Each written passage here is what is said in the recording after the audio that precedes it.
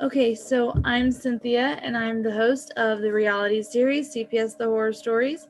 I'm not an attorney or a social worker, but I am a mom who had her children kidnapped by CPS a few years ago.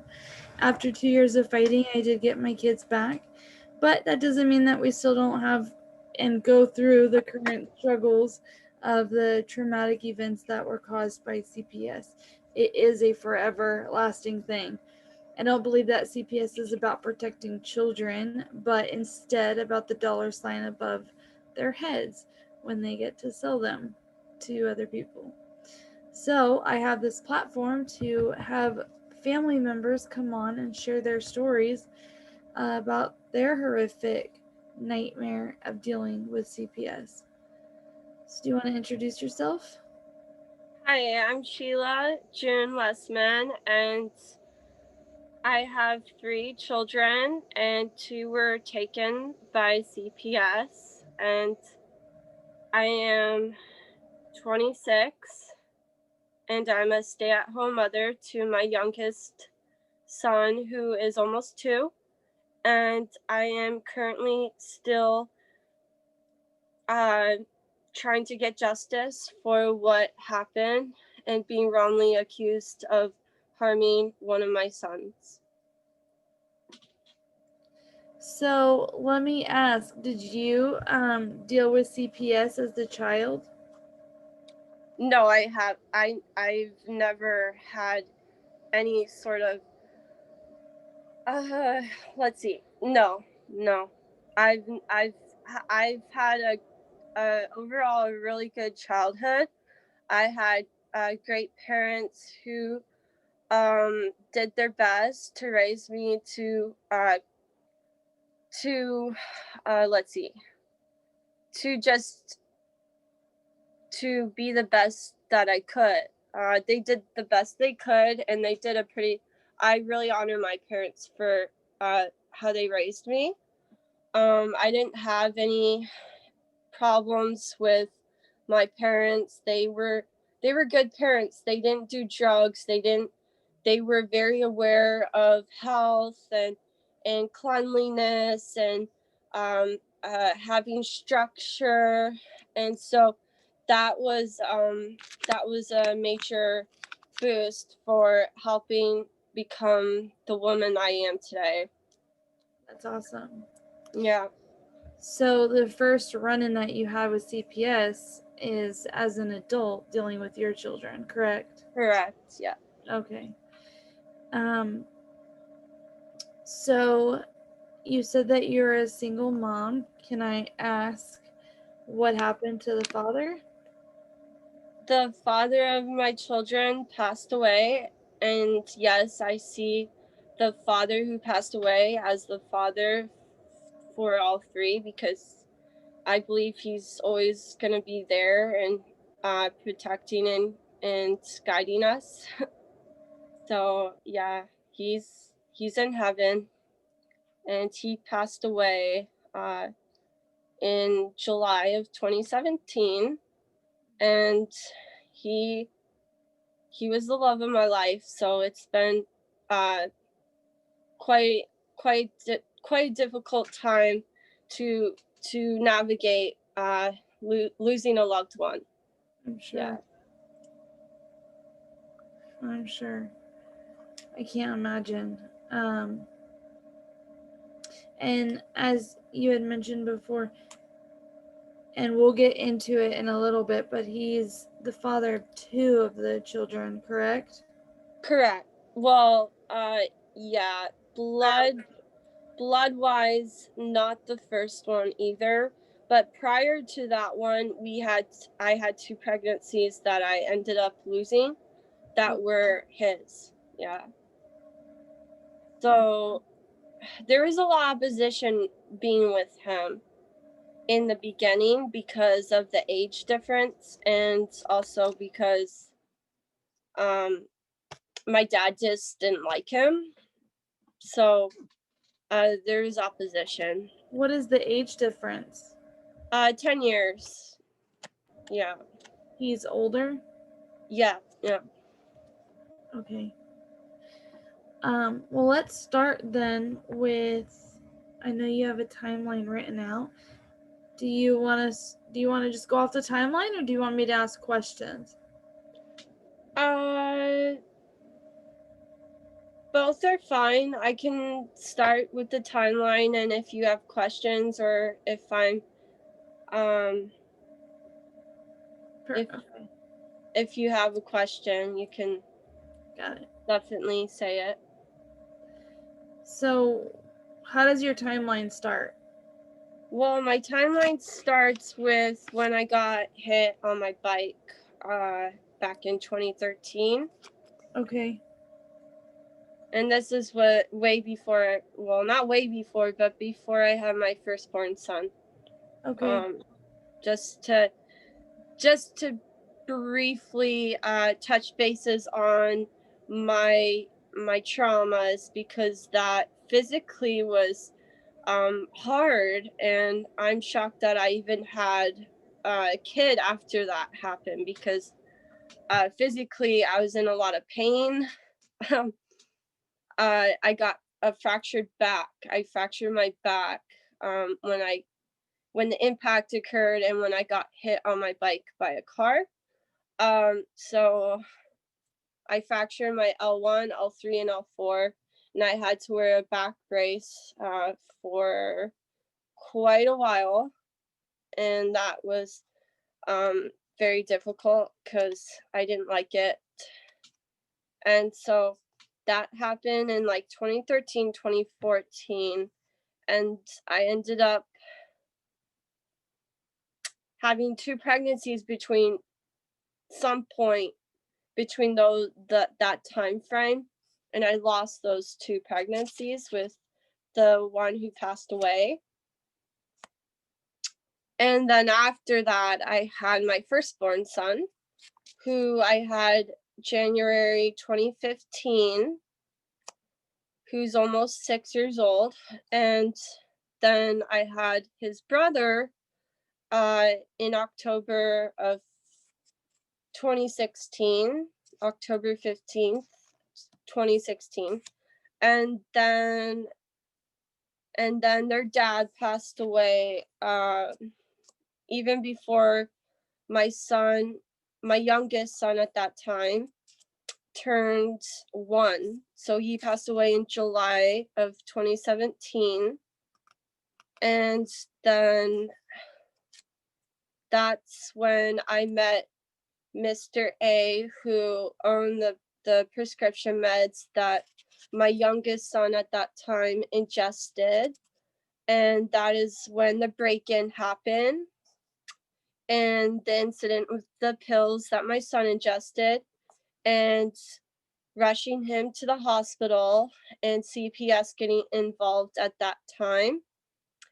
And there were certain incidents that happened prior to that, before this incident, that were unfounded with CPS, and they were just silly. One was when I took my son to the hospital, and my son wasn't wearing shoes. My other son wasn't wearing shoes, so they thought that I couldn't provide for them or something, when really I was just more concerned with my kid that was upset because at that time he wasn't nursing, and something was just off, and that was when I cut the dad out of the picture. So prior to their dad passing away, I didn't see him for 6 months, because at that point my dad came down to visit, and he said for me to stay away from him due to I believe what he believed was not really what was going on. He didn't really know what was going on. And the fact that he thought that cutting him out like that right after we had a baby, our second baby, was really sad that my father did that, because I was trying to really communicate and tell him exactly what happened. Were you living with your father?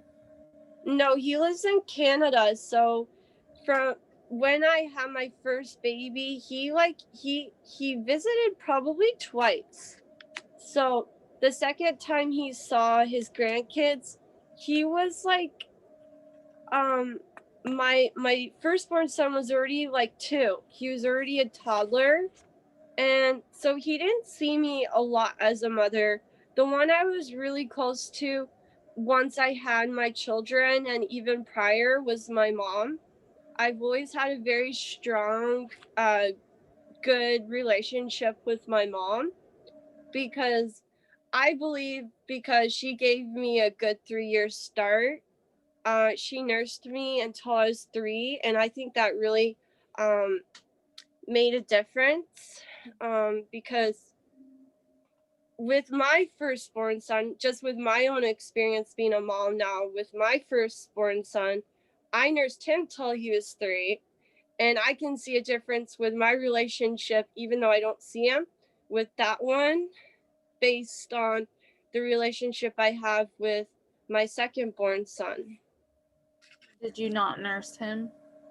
Well, this is when CPS really got involved, and they caused this to happen when I didn't want this to be how it did, how it turned out. I wanted to nurse my second-born for a good solid 3 years as well, because I strongly believe in nursing and how important it is to keep up with it, even with the benefits with the gut. And it's also a bonding thing as well, and it helps with the gut health as well, and people don't think or don't know that. So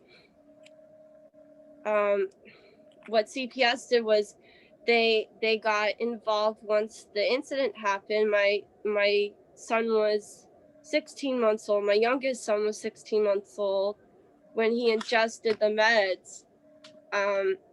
When that incident happened after Brandon's passing, and this I'd say was February 2018, around the 14th, 15th of February. Hold on really fast. Okay. Is this your first incident with CPS? There were a couple other incidences, but they weren't serious enough to investigate. They just said unfounded or something. Or they came to the home and then they left, and that was it. They checked the house and then they left. Let's go over those ones really fast, because what people don't realize is even though they didn't open up an actual case or create a case, is it still adds paperwork to a file for you. And it creates layers and levels for them to just have drama on us. You know what I'm saying? Yeah, like my reputation as well is completely destroyed forever. Like a job in the future, it's gonna always list me as a criminal. Like I harmed my kid, and they don't even change the reality that I did not harm my kid. Yeah. They're just gonna always have this high charge that they gave me, a felon charge, and that's what people are gonna see when I try to get a job. Yeah, and we'll go over why you have that. So let's start with the causes of CPS coming in the first couple times. Okay. Well, I can't exactly remember all of them, but they're silly. One was they didn't want to let me go from a hospital in a different county that was half an hour away from where I live, and I go shopping there. So at that time, my son was, let's see, I'd say my second born son was like, let me think for a minute. He was about 6 months old, and this is around when after my dad visited, and then that's when I cut ties with with their dad because he couldn't give up the alcohol. And instead of communicating and understanding certain dynamics that could have helped him, such as couples therapy or getting to know his brother, who the kids are with now, he just said, Sheila, I hope you're being a good mother. And this is, just so you know, this is just the second time he saw his grandkids. He did not see me as a mother 24/7. He did not see his grandkids every day. He lived in Canada. And so he came down. He even threatened me with CPS, but he had no idea at that point how CPS was. And then once this happened to me, he was appalled at what happened because he even was talking to my first caseworker. And that first caseworker, the first one I had when I got out of jail, I actually never even saw her. I just had a phone call with her. She wrote up a report and she spoke to my father. And once my father read the report, he's like, Sheila, I did not say that. I did not say that. They misinterpreted everything I said.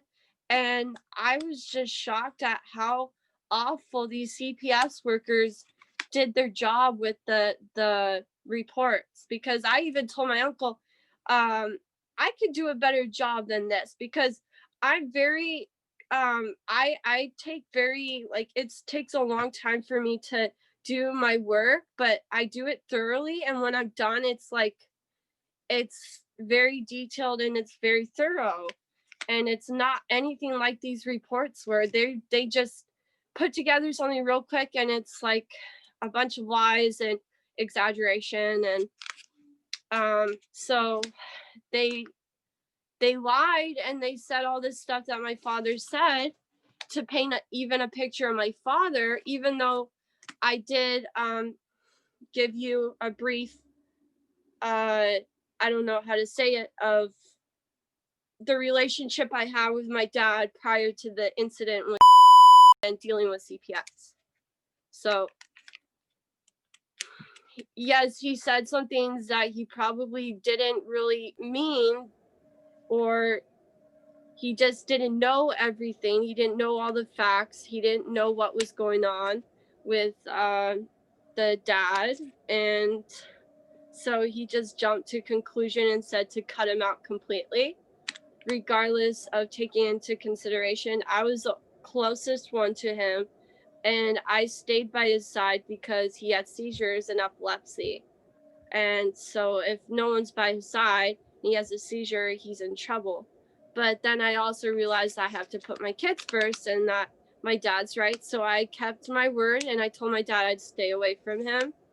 And so I also want to say this because it's coming from my heart. And I feel that you should know this too, that I feel like the caretakers who have my kids now are putting all the blame, saying it's my fault, that especially the father to my kids' mom,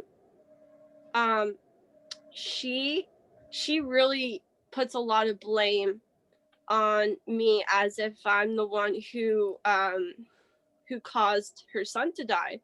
And that breaks my heart. It's really hard to hear that from someone that I see as my mom-in-law, because even though I did cut ties with him 6 months prior to his passing, he lived like right next door to his own mom. And his brother could have seen him more too. He wasn't even that close to his brother in the last years of his life. And so there was, at some point, he was like pretty isolated. And not to mention he was talking to a schizophrenic, mentally ill man, who was the one who ended up causing a lot of issues in my life. Right.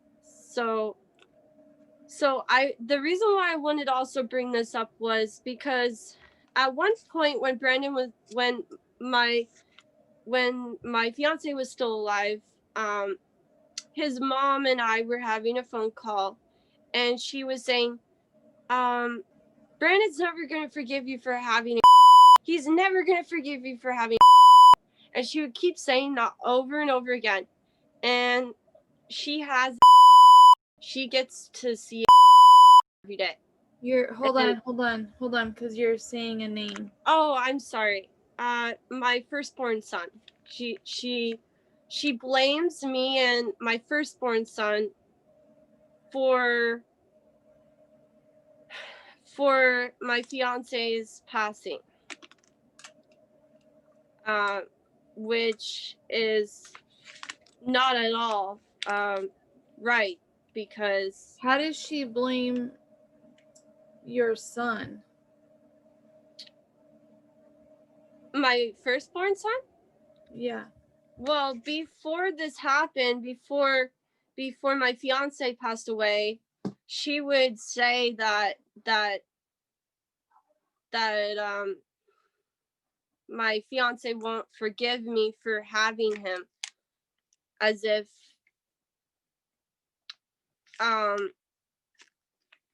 later on when he passed away, it was his fault,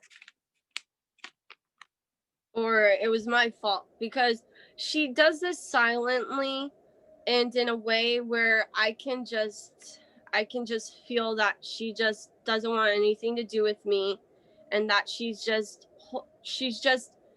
in her own type of way, she's making it quite clear that she won't forgive me, or she will just blame me for his passing or for his alcoholic problem, when that's what really killed him, was alcohol. And I couldn't my dad was right to a certain extent. I was there for him, and I saved his life on a few occasions.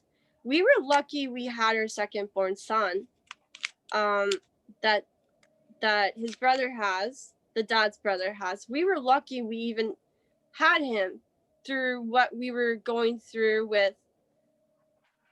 with our relationship at the time, and with his seizures he had, and with going off and on alcohol. And so he did really well when he was with me. He would staying off alcohol, and then he would relapse. And whenever he would relapse, I would have to cut him out and say he had to go.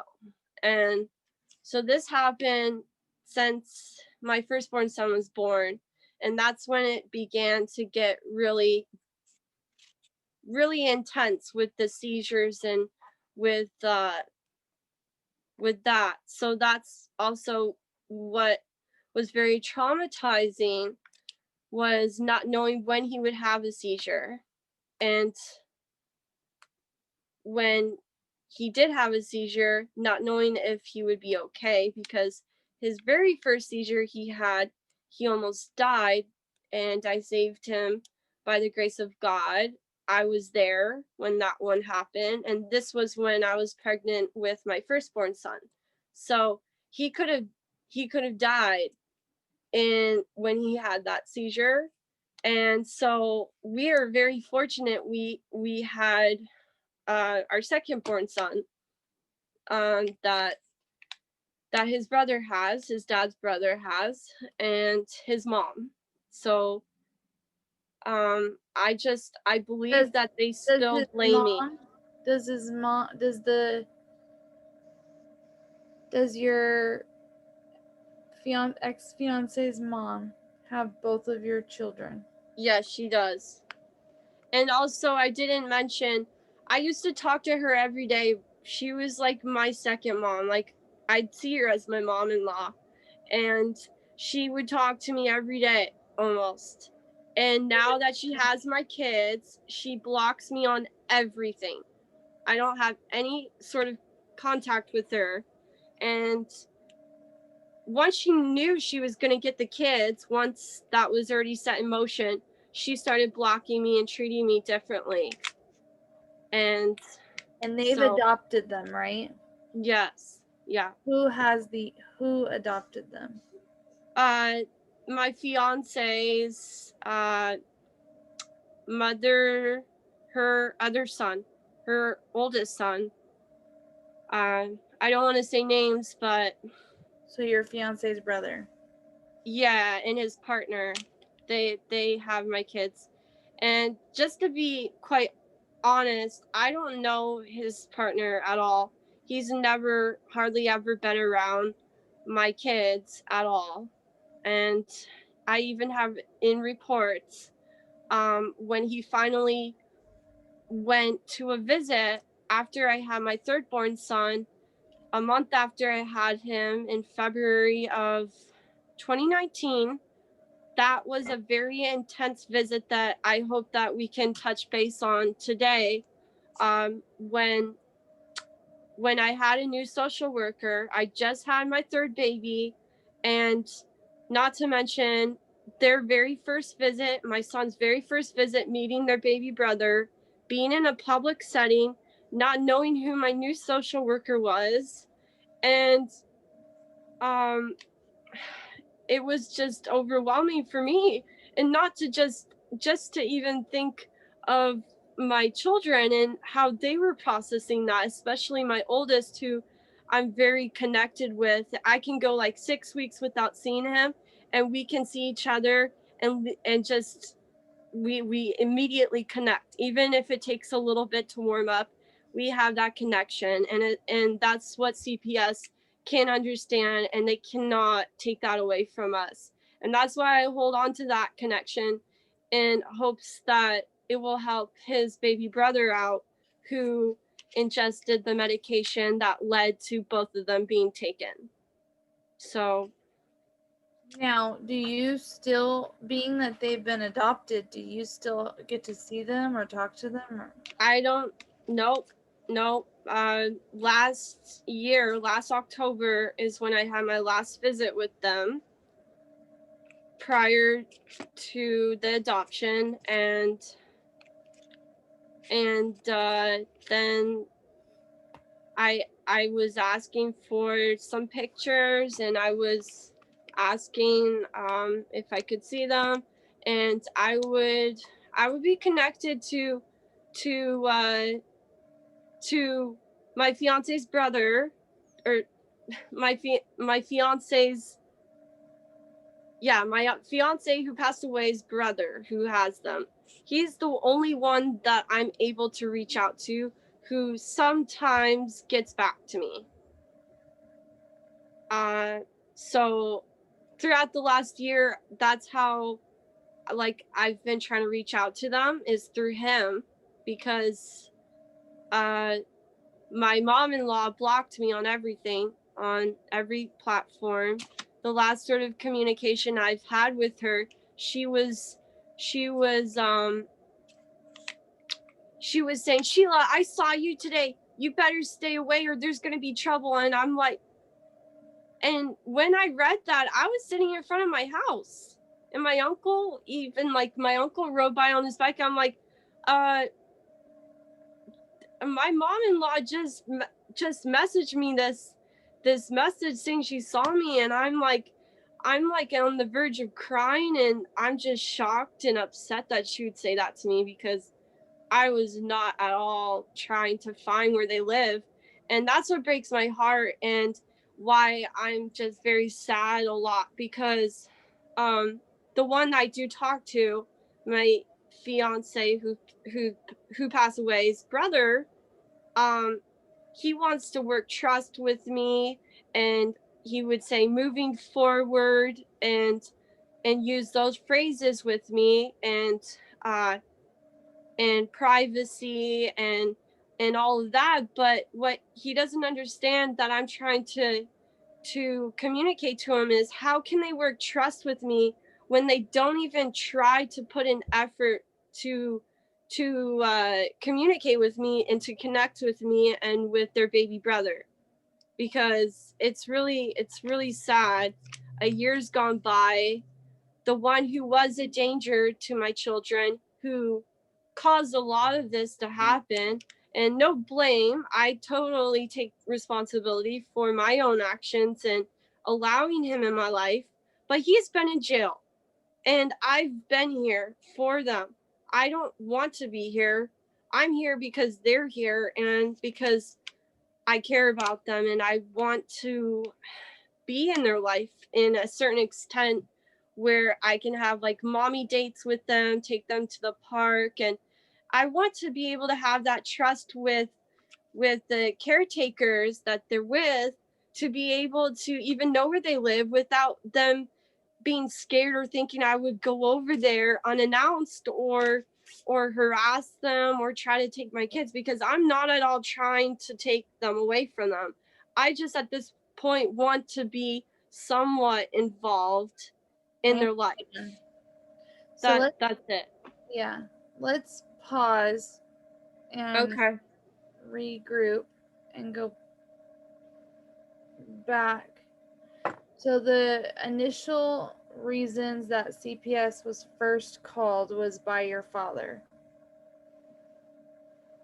Okay, so not necessarily. That one was because my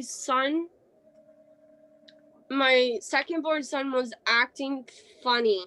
He wouldn't nurse, he was upset, and not to mention the dad was cut out. I wasn't able to see his dad. So that upset me because all I wanted to do was be with him and be by his side. I didn't want to cut him out of my life. He was the one. And my dad didn't understand that. And even prior to this happening, we flew to my home state, Montana, for a conference because I'm spiritual and my mom's part of a heart center community. And so once I fractured my back and got hit by a car, we flew there together and my dad was there. And my dad was pretty mean to him, which was understandable based on being his daughter and being concerned. But over the years, after that meeting,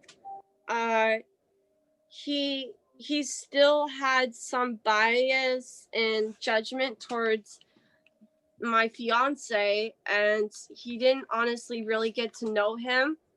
And the fact that he had a really good heart, he was a good man. He had issues though. He wasn't perfect, but my dad just didn't want to listen. He didn't want to listen to anything I said. He just wanted to say, this man is bad. He's not good for you. You need to get a restraining order and you need to, but I will admit there was records on file of domestic violence with him. So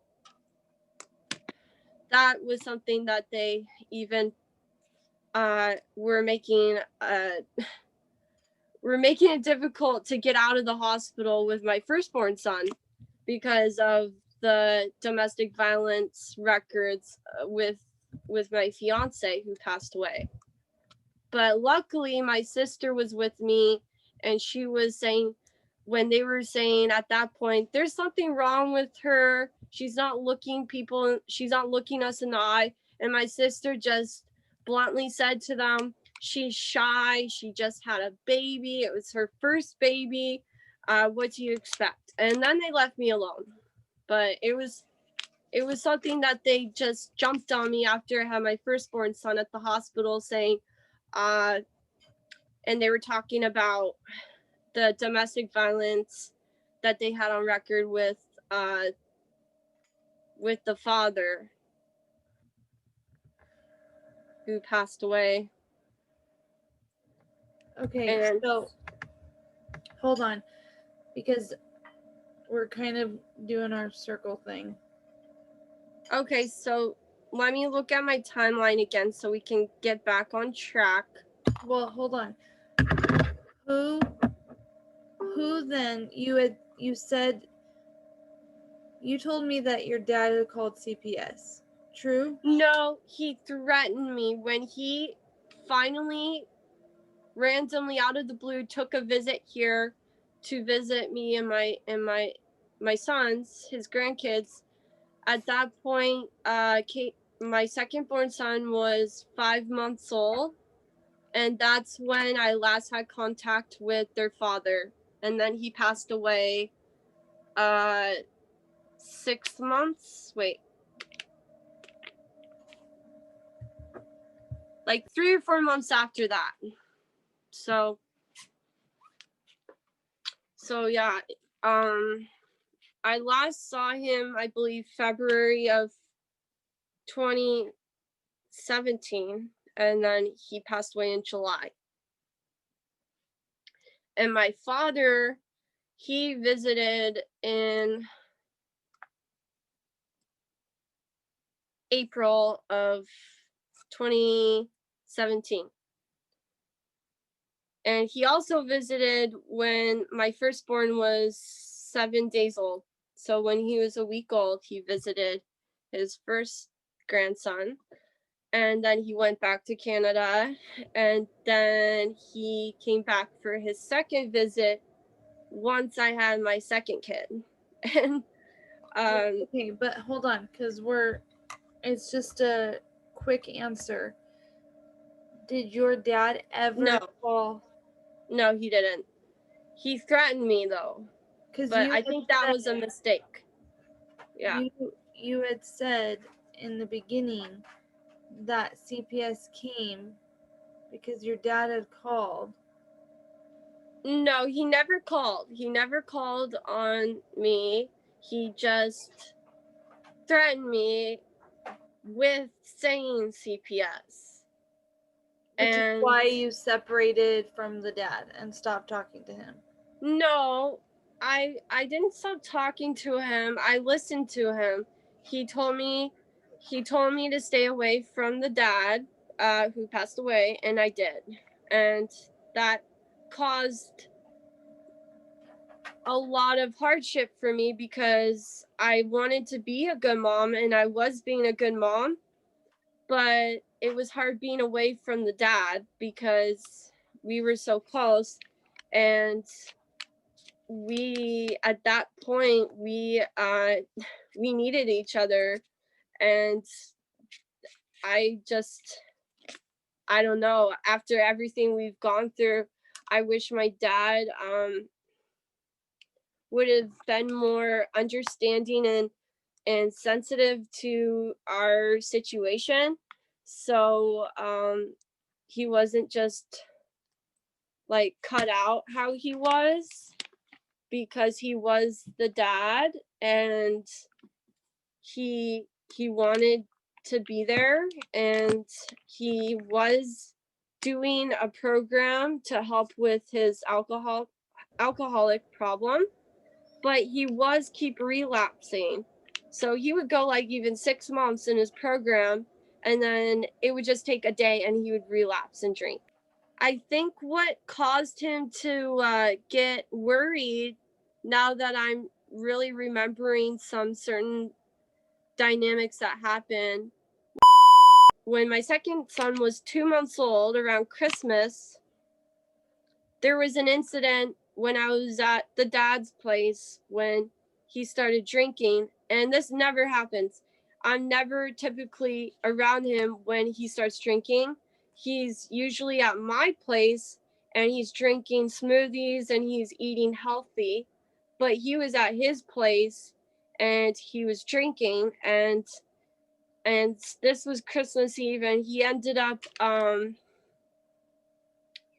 punching me in the arm or something. It didn't hurt, but like I was more concerned with how his demeanor was, because he wasn't the same when he would drink. He wasn't like, I wasn't scared he was gonna hurt me or anything, even though he did punch me. But it wasn't like a hard punch or anything. But that's when things kind of just shifted, and I just knew that I had to just do what was best for the kids, because they were really little. Casey, my second son, was only 2 months old. And what's kind of strange about that situation though was we were at his place, and then the day after that we ended up going to his brother's place for Christmas. And that's when they started that's like the first time ever that they saw our son, our second born son, and that was like really the first or how do I say it, introduction, or the first meeting they had with my firstborn son. They never really saw my firstborn son until they saw him on that Christmas. And at that time, he was already 2. He was already 2. Or he was almost 2. So, okay. They weren't around a lot. Who was not? The ones who have my kids now. Okay. The only one who saw my firstborn son more than his brother and his partner was my fiance's mom. And let me get my son because he just woke up. Okay. So 1 minute. Yep. Okay. Let's kind of pause. We're okay. Kind of everywhere right now. Yeah, I guess there are just certain things that I didn't know I was gonna bring up.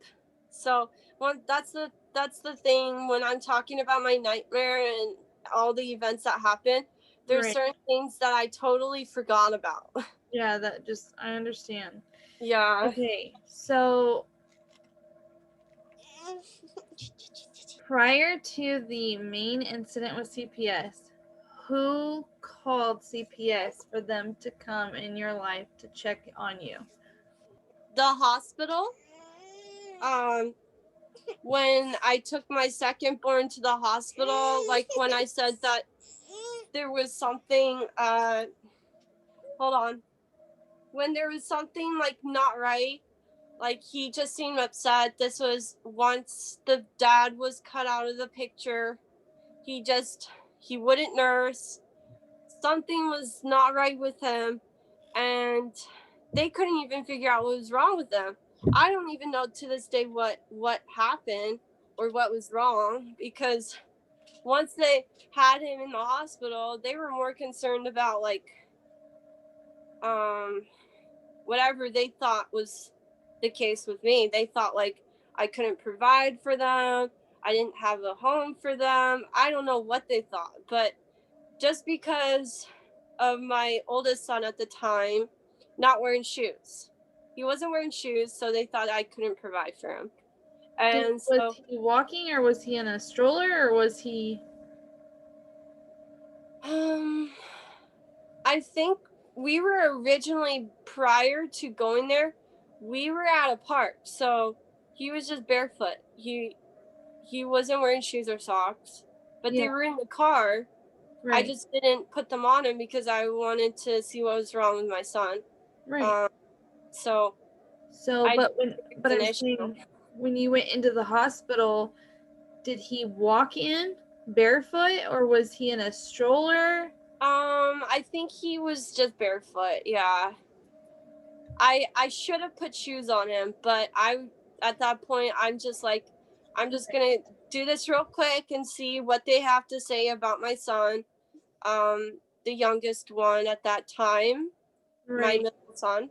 And they would take him, and they would like take him for like an hour, and they wouldn't even tell me what they were doing with him. And they would just be asking me questions. And then my sister and my uncle come there because they wouldn't let me leave the hospital with my kids until they were there. And I don't know what that was about. But that's weird.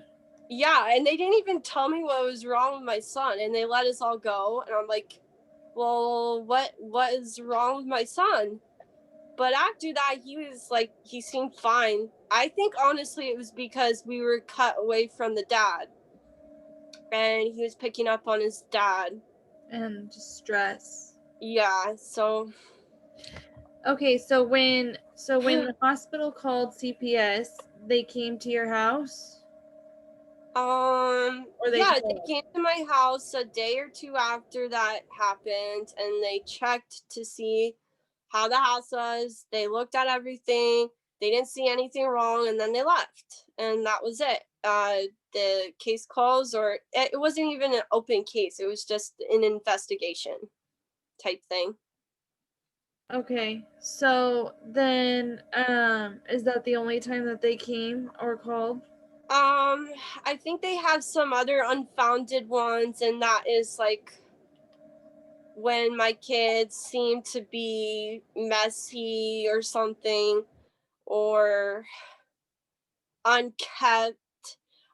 When the accident happened, when a drunk driver hit us, and we were admitted to the hospital. So that was one of the most recent ones prior to when my son ingested the medication. So at that point, that was December 2018. So that was, December 2017. So what happened then? Around when the Thomas fire was happening, I was trying to get out of town, so it wasn't like early. It was like 2 a.m. I couldn't sleep, and I just decided to to go out of town to get fresher air. And what happened was, we got hit by a drunk driver, and we spun. He hit us on the freeway, and we were going the right speed. We weren't speeding. I had both hands on the wheel, but the guy who hit us like really, really hard. The impact was really awful to experience being the driver. But my kids were sleeping, so they were the least affected. I don't think they remember, honestly. But they were still really little at the time, and this guy wasn't even born. So I wasn't even pregnant with him at that time. I actually think I was pregnant when that happened, and I lost a baby that I didn't even know I had. I didn't even know I was pregnant, but apparently I lost that baby. Because when I was admitted, they said I was pregnant. I'm like, what? I don't know, I'm not pregnant. And Yeah. so, yeah. So, This was with Jackson's father too. Yeah. The same guy who had the medication, who I ended up marrying. right, we'll get to that in a second. Hold on. Okay. So why did CPS get involved because of the accident? They didn't really get involved. They just have it on record. I even have my books on everything. I think that they have on record of unfounded investigations of my kids. So why were they even called? When the incident happened with my son ingesting the medication. No, the accident. They weren't called. No, I didn't have to deal with CPS. They just had it on record. Who had it on? Who put it on record? CPS. Right, which means they had to have been informed of the accident. Yeah, but that doesn't make sense because I don't remember talking to a worker. Yeah, I don't remember talking to a worker, but I do remember reading about that stuff in one of the logs I have in my books with all of the unfounded, which are just like 2 or 3 unfounded things prior to what happened with my son. Right. So they weren't serious, and they were just in their eyes what they thought was of neglect or something. Okay. And it wasn't thoroughly investigated, or it was unfounded, or they didn't continue with it. Okay. Well, let's get on then to them being involved with the big case. Okay. So let's talk about Mr. A, right? Is that what we're naming Yeah. him? Mm-hmm. Okay. Who is Mr. A and how is he Okay, well, involved with the family? he was my fiance's family. He classified him as family. Even when I first dated my fiance, when I was at that time pretty young, I'd say I was 17, and we went to this place where his family was, and apparently at that time Mr. A was even there with his girlfriend, and he introduced me to all his family members, including Mr. A. And I kind of knew throughout the time when we dated that that was that person, but like I just thought, oh God, this is your family? Like this person doesn't seem all there, or he seems like he's got serious issues with mentally. But I didn't even know him. I didn't know, but I just had this. Even then, I thought there's something wrong with them. Right. Really. But he didn't end up getting in my life until after Brandon died. We never hung out with him ever. It was just that one time when I first dated my fiance, in the very beginning of our relationship. I remember being introduced to him, and that was it. How old is Mr. A? He is 14 years older than me. Okay. So he's like, I think he just turned 40 in May. So yeah, he's older than my fiance was. And he went to Brandon's funeral, and his funeral was sometime in July, I believe, of 2017. And I do recall him being there. He was definitely present there, and his brothers. But let's see. Yeah, so he was there at Brandon's funeral, and at some point after his funeral, he connects with me through like some sort of social media network and reaches out and says, I'm so sorry, and just tries to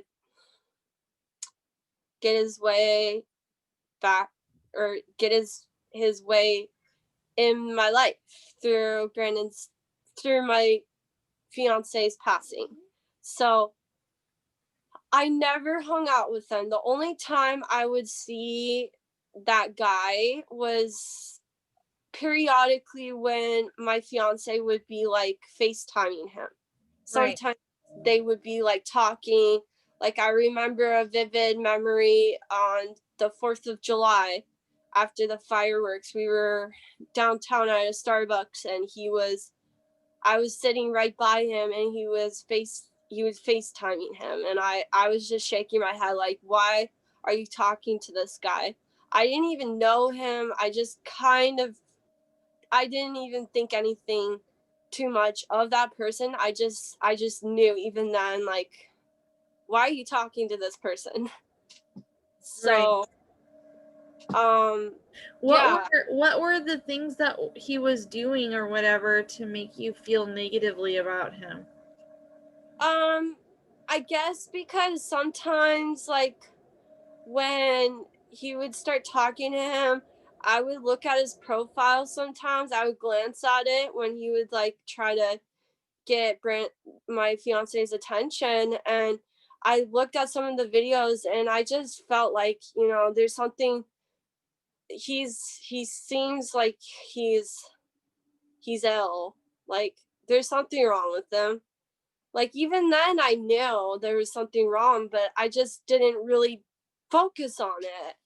And then once my fiance passed away, like I was like a wreck. I was a wreck. I was in a pretty bad state.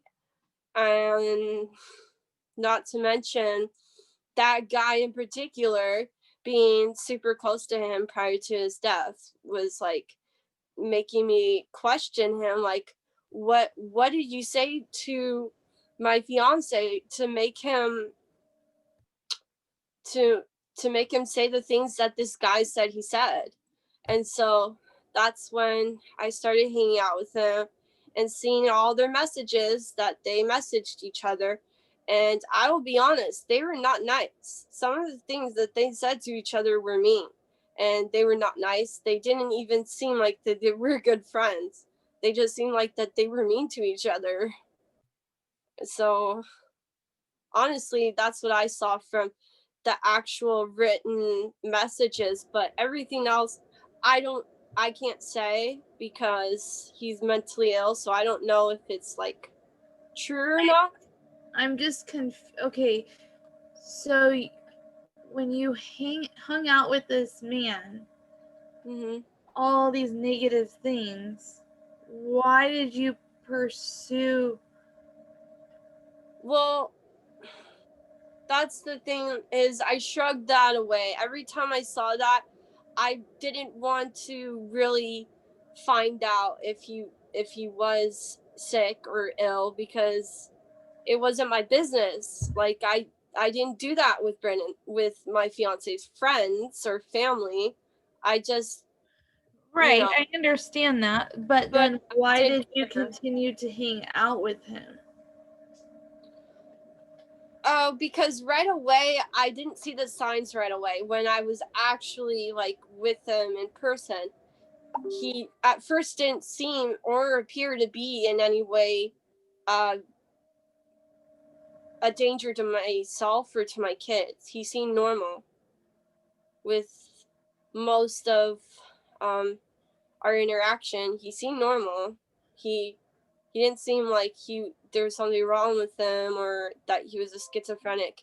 Like I didn't know what schizophrenia was until uh like 4 or 5 months into knowing him in person after my fiance's passing. I didn't know he was a schizophrenic. I didn't know. Right. Okay, so Brandon passes and Mr. A comes to the funeral and you guys start a friendship. We don't talk at all actually at his funeral. I was aware that that his family was there, his brothers were there as well. But I did not talk to them. I spoke to my mom-in-law's sisters, and I was actually like in shock that I actually just met them then, because I can't believe, like, I was with him for a while and I never met any of his aunts until then. So I thought that was kind of heartbreaking to just finally be meeting all his family members. Yeah. But yeah, my mom-in-law has a lot of sisters. She's the oldest of 5 sisters. Yeah. Okay. So let's keep on track. Okay. So back to Mr. A. There was one thing I wanted to say that I hope I don't forget. It will come to me, but oh yeah. One thing I will mention about my fiance that he even expressed to me before he passed away was that he told me when he was a kid his dad molested him, and that really seemed to have affected him and bothered him a lot. I never spoke to this topic to his mom. I don't know what she has to say about this, but I do believe that this did happen because he even said this to me. And Mr. A knows about this as well. And he told me when they were video chatting prior to his passing that he was holding a picture of him and his dad as a baby, and then he had a knife in his hand and he was goofing around pretending like he was killing himself or slitting his throat or something. But I don't know if this is true because he's mentally ill and he was the one who told me about that. But I do know that they were video chatting almost every day up to his passing, when they were talking a lot as if they were there. So they were talking a lot, like for two to 3 weeks prior to his passing. And even when he was already confirmed dead at that point, laying in his bed, his mom finds him, picks up his phone, and is talking to him. He's talking to Mr. A because Mr. A is hitting up his phone. And here he is in the room where my fiance is dead, and she's talking to this guy. Because she told me about this. She told me that she talked to Mr. A because he was calling his phone. So Did he go back to sleep? Wow. That was like, but I don't know. I wasn't there. I didn't even see my fiance for like 5-6 months prior to his passing. So I don't know if he's still trying to sleep or if he's just trying to wake up. But he takes a while to wake up sometimes. Yeah.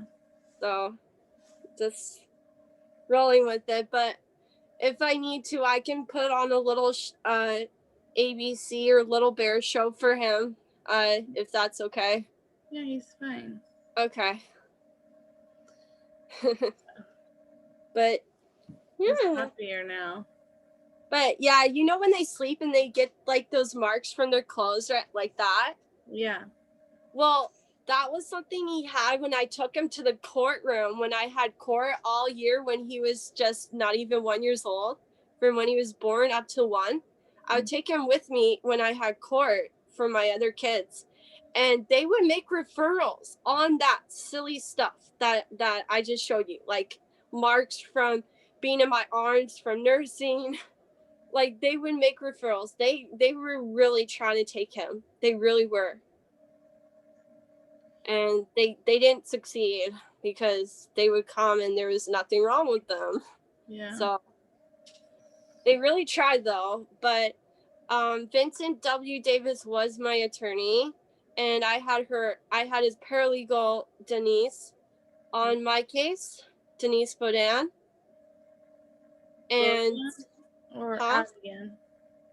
Well, I remember going to their office before I had this guy to get advice on what to do, if I should stay here and have him, because that was a big concern for me. Yeah. And I listened to what Vincent had to say about that, and I went to Canada just to be there for the support of everything with my father. And at that time, I had a very good relationship with him, because he was even more connected once this whole nightmare happened. And then he started seeing even qualities of me as a mom that he didn't even know existed, because he never saw me with my kids ever. So yeah, there was positive that came with the nightmare, but right. It was okay, so let's go back to the phone call. Is there any significant things that we need to know about the phone call with the mother-in-law and Mr. A on the day that your Brandon died? Well, sometimes when he was drinking, he would say silly things or be like, I was born first. And he would get jealous of when I would nurse my firstborn, like silly stuff like that. That was just really silly. Like he wanted all the attention, kind of. Sometimes he got like that, where he just was jealous of even our kids. Mm-hmm. And so he just No, but he loved my firstborn as his own. He loved him, and he was there through everything, even more so than our blood son. Who's the father of the firstborn? He's not in the picture, but I did mention in the first part that his grandparents on his father's side are in the were in the picture until this whole thing happened, and now they're just lost. They don't know what's happening or if they're ever gonna see their grandson. Right, but he was someone I dated prior to my fiance that I met in high school. He was my first boyfriend. Okay. And yeah, he's not in the picture. So okay, so he's my age, and I don't talk to him. I haven't talked to him in almost 4 years, or three and a half years. So okay, all right, so let's catch up to where we are. So Brandon passes, Mr. A and you start building a friendship or whatever, and let's talk about the night you went to the movies. Okay. So that was a day prior to the break-in, because the movie night happened the same night as the rape. And then the following day is when the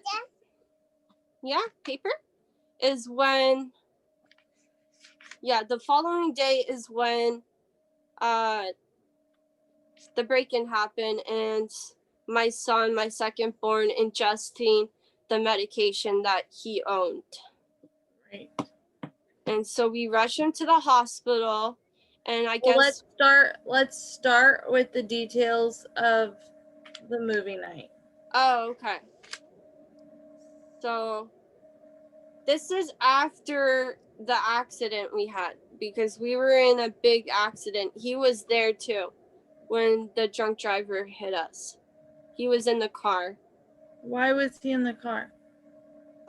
Well, because we were hanging out at that time periodically. We would do stuff together. We would go to the park with the kids or something. So he was with me at that time. And I was actually on my way to take him back to his mom's. And then I was going to leave town on my own with the kids. And that's kind of funny how it all ended up happening and unfolding, because we ended up going to San Francisco together after the accident, when that wasn't what was supposed to happen. But I think I did end up actually going out of town for a little bit, and then there was a lot of confusion with the attorney stuff, because he ended up getting this attorney, and then for a while, even when my kids were taken, I was confused who was going to represent me in my accident attorney, because I found my own, and he had this other one in LA, and I'm like, I'm very confused which one, because I had this bad feeling about the one that he had. And then once my dad came down and even saw what he was doing, he told me to stick with the one I had, because Mr. A would lie and say, he's ripping you off, he's not going to give you a lot of money, and all this stuff that he said about this man who's doing his work. Okay, hold on 1 second. Hold on. Okay. Give me 1 second. Okay, I just to let you know, I wasn't prepared to talk about this, because I just remembered about this part. Yeah, because all the stuff that you're remembering is confusing the heck out of me. Okay, I'll keep that in mind. It's just because Let me explain. The way you have continued to make the relationship with you and Mr. A like very minimal. On the paper. Not on you, on the paper, sweetie. What? The way you have explained the relationship between you and Mr. A has been as if it's been a very minimal relationship. Like you don't know each other well, and you know what I'm saying? Yes. And now all of a sudden you've been on vacation with him. And right? that's when I discovered a lot about his nature and his illness, because he would forget to take his meds, and I didn't know that it was that bad that he would do that and forget, and then he would get even worse. So there were times when I really saw his schizophrenic side really, really well. And that worried me, especially when I got my new car, because when we went on our trip, I got a new car. My car broke down, so I found a new one, a Honda van, and the woman who I bought the car from wanted a ride to the airport because she was flying back home, and she was really nice, and I had no problem because it was on the way back here, on the way we were going, and Mr. A flew. He threw a fit. He threw a fit. He's like, I don't like her. I don't want her. I don't want to take her anywhere, and being controlling. And that's when I'm like, okay, I'm calling the police, because at that point he tried like breaking my property. He tried breaking my phone, so I couldn't talk to her. So that was a red flag. And then he was actually arrested when they found him, and he was in jail there. And then they let him out of jail, and then he comes straight back here.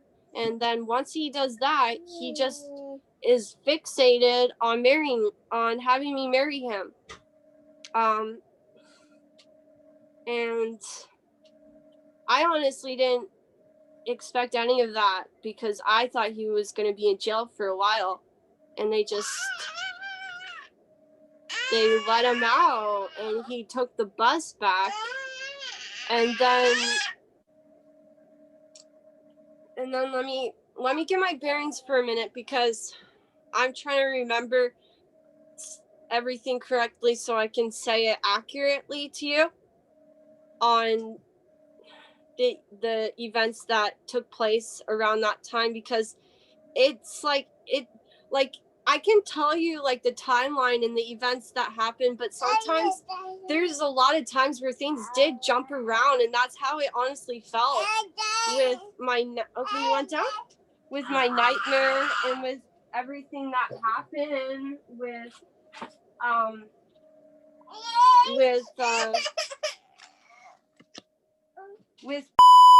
was like that a lot. It didn't make sense. It was Hold on. all over the place. Hang on. Oh, that's Mr. A. Okay. He's the man we're talking about. We have to be very careful with not saying his name.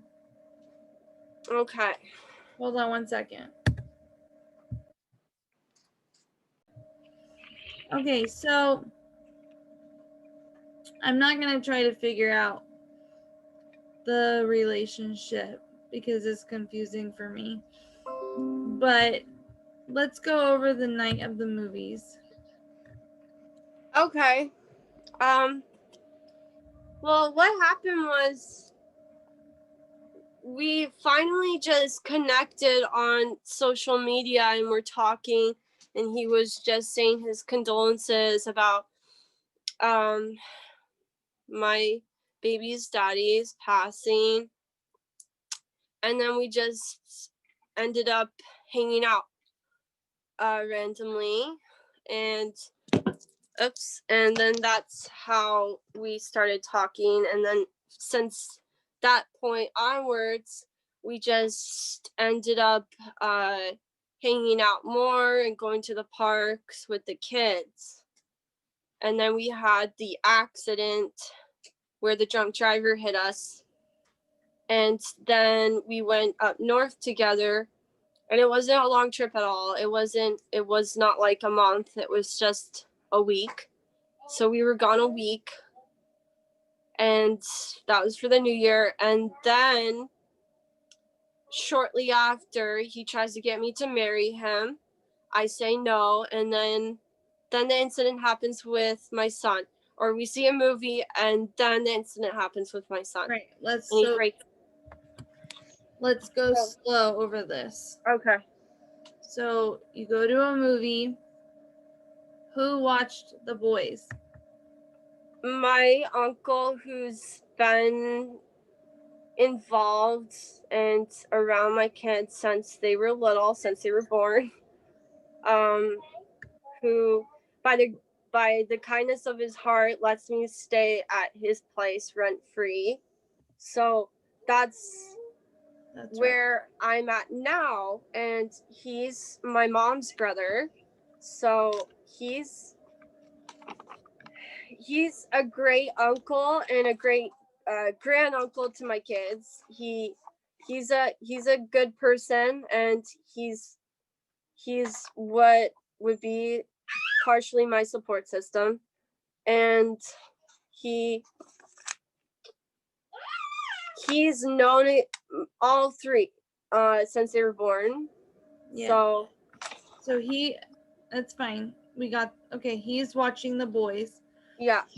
And you and Mr. A go to the movies. Yes. Yeah, we go see a movie. I guess we went to go see that movie because the last movie I saw with my fiance was the sequel to that movie, and it was like a movie that I don't even know what I was thinking of, like seeing a movie like that with this guy. It's okay. It doesn't matter. But yeah, I saw this movie around Valentine's Day with Mr. A, because I guess I was just trying to connect with this guy who knew my fiance, because in some odd way at that time it was helping me cope with what I was going through, because he had some similarities with my fiance. Like, he had all the time in the day to just hold space for me, and that I actually appreciated. But there were other times where he would forget to take his meds, and he would he has issues. Yeah. Right. So we went to go see the movie. Went to the movies. And we got dinner before that at a special place we as a family went to in Ventura. So we were in Ventura together, and we got Indian food, and then afterwards we saw a movie, and then we went home. Well, I went home, and he was supposed to go back to his place, but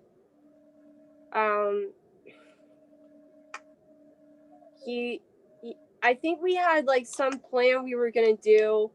I don't really recall why he went back with me. I guess because it was really late and there were no buses, and I was not at all gonna drive him to Santa Clarita and then back to Santa Barbara. So I just said he could sleep on my couch.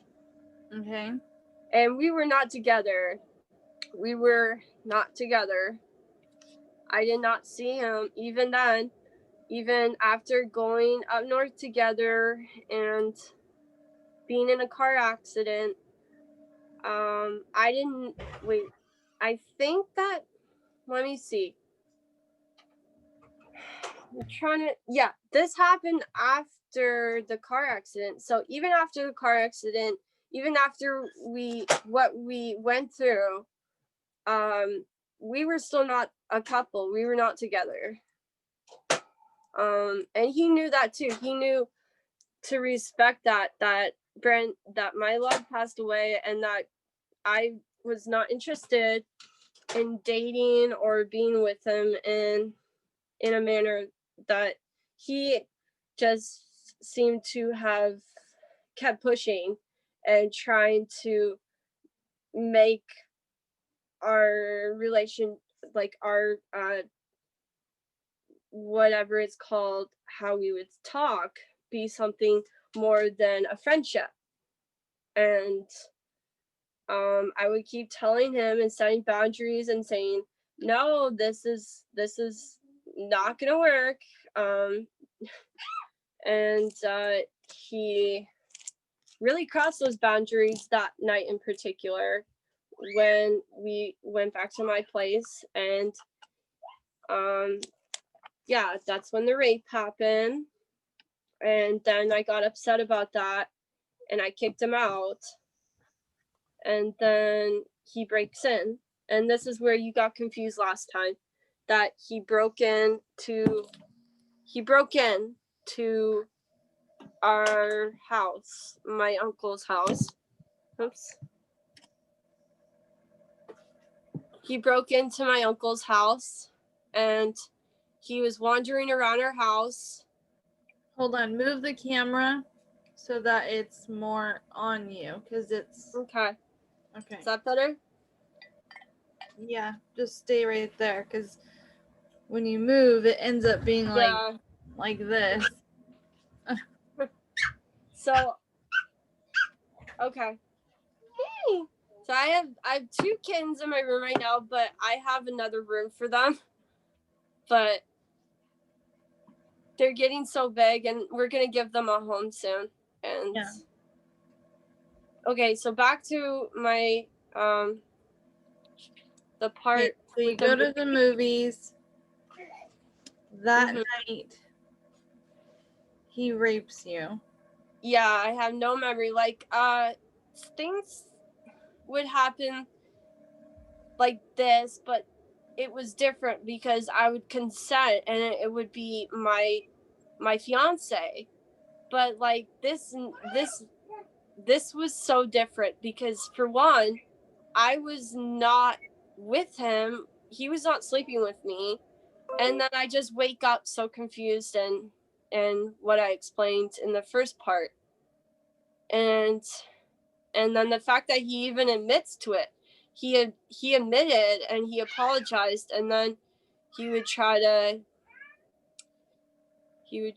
like say that it was okay what happened, and it wasn't okay. So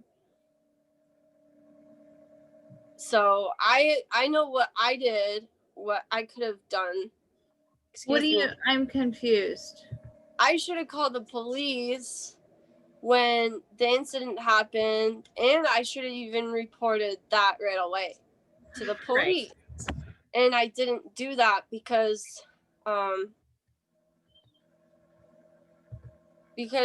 there's so much going on. I was still processing my fiance's passing. We just got in a horrible car incident where we could have all died. Could have been really bad. And so I was just counting my blessings with that and recovering from that, because the guy, for whatever reason, I you don't have to explain. Okay. You know. Yeah. So you kick him out after he does that. Yeah, I kick him out. I'm upset. I kick him out, and then breaks in the next day. And this was the date wise, it was February 15th, 2018. Okay. And that's when my kids were taken and put in foster care. Right. But so when did the pill thing happen? That's when the pill thing happened, when the break-in happened. So the morning, 8 a.m., the next morning. Yeah, this is where I get confused. So let me get a paper and a pen really fast. Josie, Can you give me a paper and a pen? Hold on 1 second. Okay.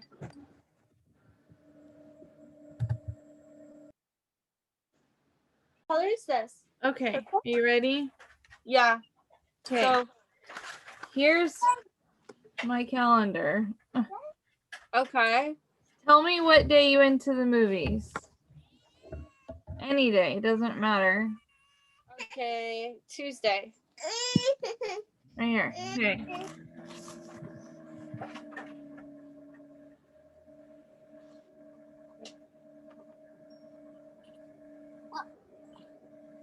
Okay. So Tuesday we went to the movies. And Tuesday was also the day that night. Yeah.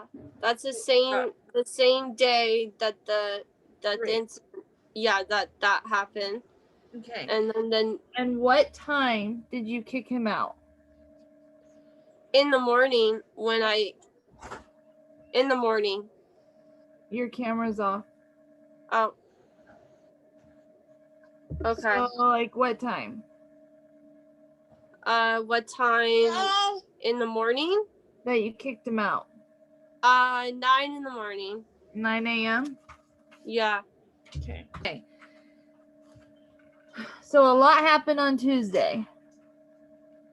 Now tell me when the break-in happened. Wednesday.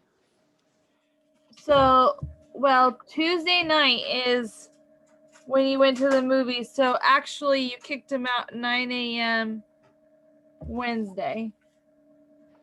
And then, yeah, so then the whole day went by, and then a night, and then Wednesday, 8 a.m. is when I wake up to my son holding the pill bottle.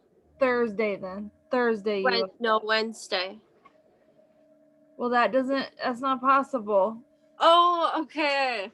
Okay, I see now. Yeah. Okay, so with your chart, yeah.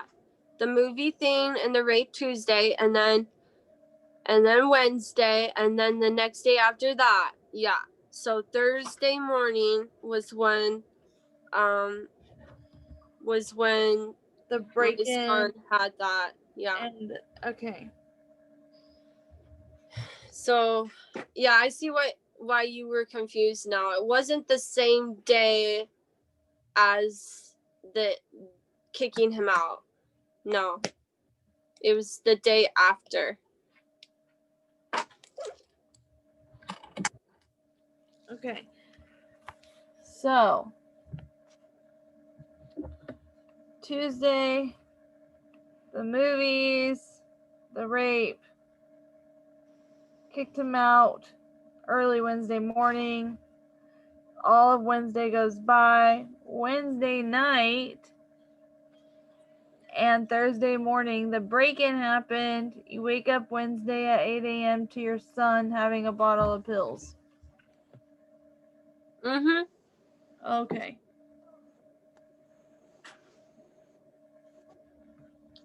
So that's how that all took place. And I didn't call the police like I should have, because I was in the state I was in where I was so traumatized that I probably couldn't have even told anything that even happened to even make sense to an officer. Like, I don't know. I even like to this day, I have a hard time with authority figures, but just looking back to then, it would have been even worse for me to have been able to talk in a manner where they would have even understood me. And I just don't handle authority figures that well, but with an emergency like that, I understand why it would have been a good idea. But with everything that happened, I just wanted to take him myself, and I was just under this influence from the guy who did a lot of harm. Okay. And so let's go over that. So you wake up, Mr. A is in your house because he broke in. yeah. But then you and Mr. A take your son to the hospital. Yeah, he insisted on going. Once I rushed to my uncle's bedroom and he looked it up, and then I decided to take him, and so we rushed him there. And I guess everything that happened was so traumatic. I wanted to keep it quiet. I wanted to keep it like hush hush. I didn't want to mention anything about the rape. I didn't want to mention anything about me and him or anything that happened that was just like bad. I just wanted to focus on my son, and I should have known that was not going to happen, that CPS would get involved and they would make everything hell because they wouldn't get the story right, and they wouldn't even care about that at that point. Did Okay, I did your, couldn't. did your uncle, huh? I keep getting like notifications and they keep popping up. Okay. Did your uncle know that Mr. A broke into the house? Well, yeah, he did. He was there, and he even wrote out a timeline that I have somewhere in his perspective of everything and events that happened. So he's quite aware of what happened. And okay, well, we don't have time to get to his timeline. Okay, so you go to the hospital, and what happens at the hospital? okay, so once things calm down, I tell the nurse once everything's pretty quiet and I'm by my son and he's doing better. I tell her I'm about to go check on my other son and that I would be back. And she's like, okay, yeah, that seems to be right now seems to be a good time to do that. He's doing well and everything's, we keep monitoring him. And so I'm like, okay, this is perfect then, because I really needed to have a breather because it was just so much for me, especially being in the hospital and seeing my son the way he was, and then just dealing with so much that just occurred, like the rape and Mr. A breaking in, and then the car accident, and then all the other traumas before that. So there was a lot I was processing, and then new traumas that I was processing as well. And So when does CPS get involved? At the hospital, that's when they get involved. They get involved like never before. That's a good question. I don't know if the nurse called, or I don't know if just by protocol they come there when something that serious happens. So I think it could have been that. So okay, and who was questioned? Only me. I don't think Mr. A was definitely not questioned. It was just me. And did they ask whose meds it was? No. It was really odd how they handled the situation once the lady steps in, because once she steps in, nothing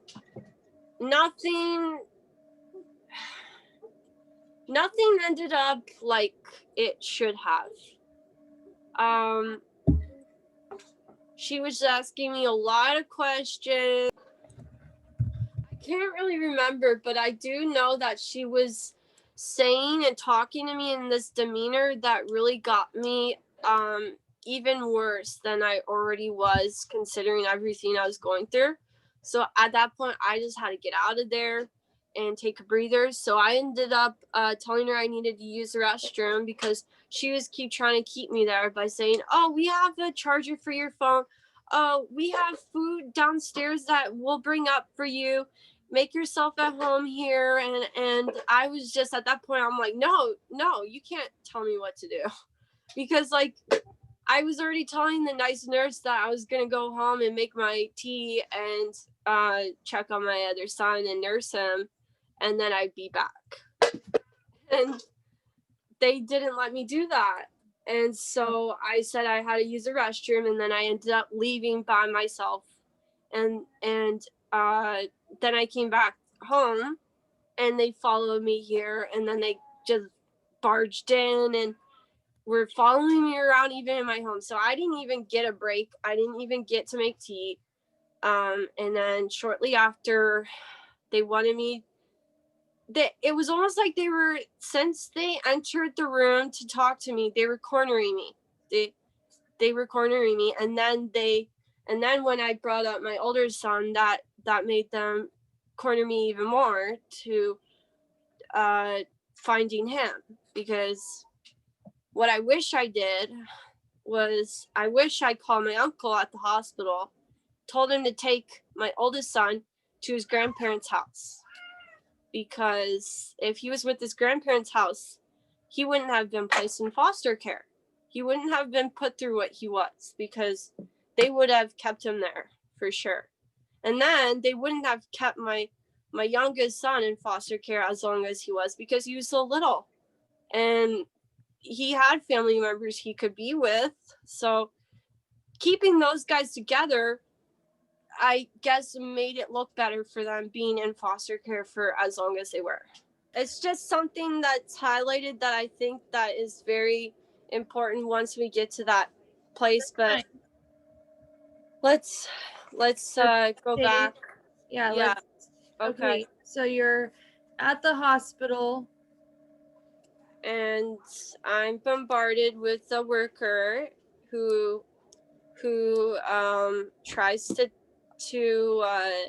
tell me to stay there or go with her to my place. And at that point, Mr. A's somewhere talking with officers. He's there. He's at the hospital, but he's talking with other officers and staff members of the hospital. Right. And he's outside of the room. And it's just me and her. Were you aware that the officers were there?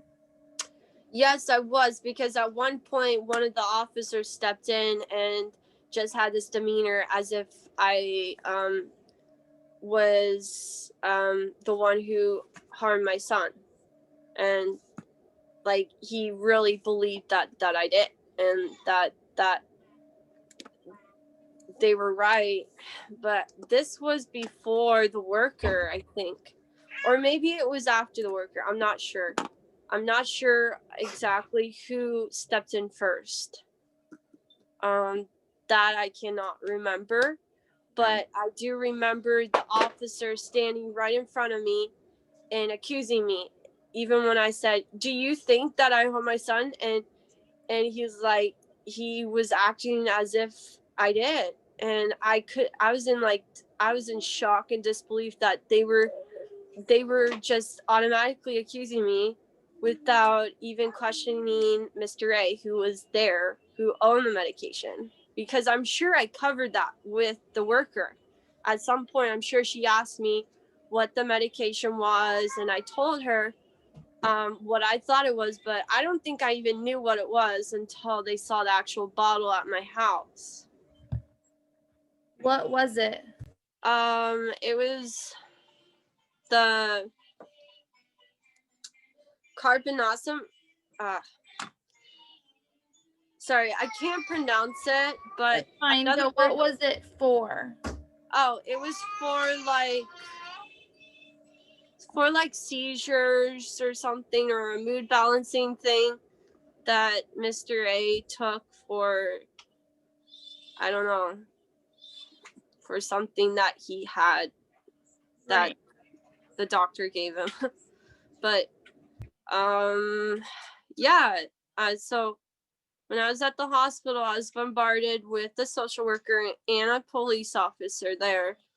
And then once I ended up going back to my place, because that's what I was gonna do before they even bombarded me. I was gonna go there and check on my son, and so They got upset though that I just left, but it was just getting too much, especially with the traumas that I knew that I would have to bring up. And I just, when I get put in a situation like that where I have no choice but to bring up traumas that are hard to bring up, I have a hard time because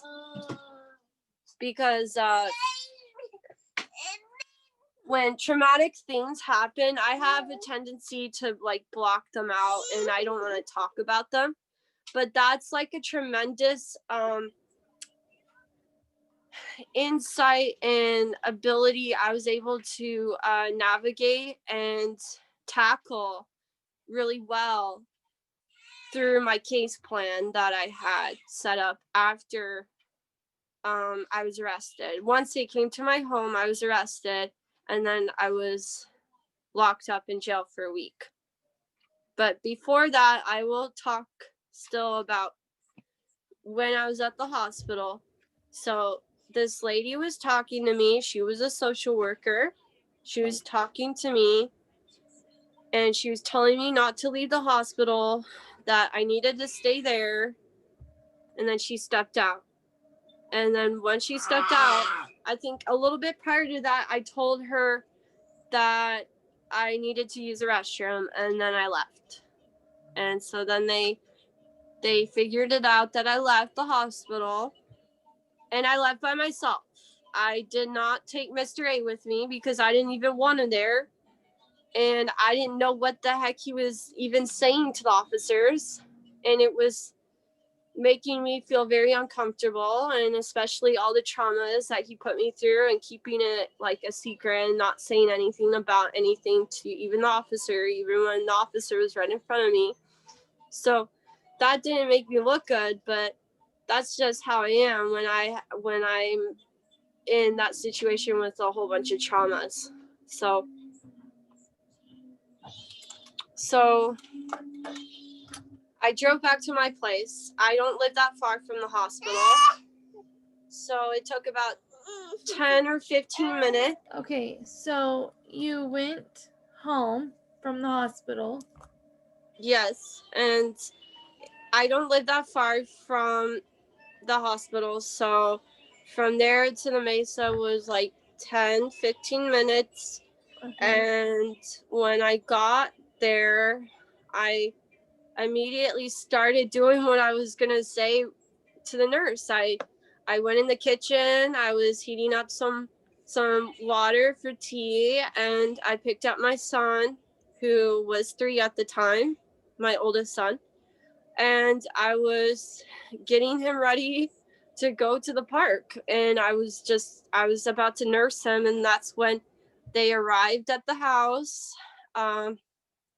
This female cop was there, and she came in the home, and she was following me around, and at that point she was standing right by me, and asking me questions and trying to get me to tell her what happened. And I told her that I needed a moment, and then she's like, okay, well, let's sit down. And I didn't even feel comfortable sitting down with her, so I went out back, and she was following me in the backyard. And so I ended up asking her silly stuff. Like, I even was like, at one point, are you even a mom? Like, do you know how moms are when situations like this happen? I needed like a little mini break just from being followed, or felt like I was being cornered, you know? Because I felt like I was being cornered. Like, it didn't matter what I said, they were just going to corner me. And it felt awful. And so she was following me around and just being awful. And she even admitted that she's not a mom.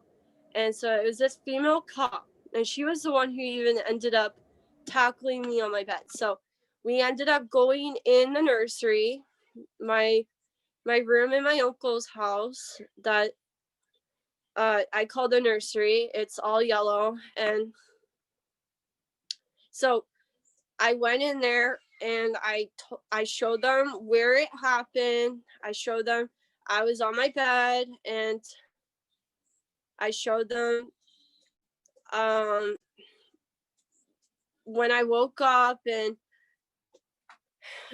that I saw my son. And while I was explaining that, 6 cops come in the room while I'm talking to, like, at that point, from when I was talking to the female officer, the social worker who was talking to me at the hospital was there as well. And so she was in the room, and then 6 cops were in the room, 6 officers, and the female cop. And that's when I could not continue. Like, I was not screaming, I was not upset. They just couldn't understand, because they didn't understand that I was very traumatized, and then trying to explain what happened when they didn't even seem to care. They just seemed to want to arrest me or just, like, corner me. And I don't like feeling like that. So at that point, I was still holding my son. I didn't even get to nurse him, but or take him to the park. I was upset, and they were asking me how all these pills got on the floor. And I said that I didn't know. And that's why I was trying to explain that I woke up on my bed and I saw my son with the pill bottle, and I didn't know how all the others got scattered on the bed. That didn't make sense to me. Like, and that's when later on I'm like very question.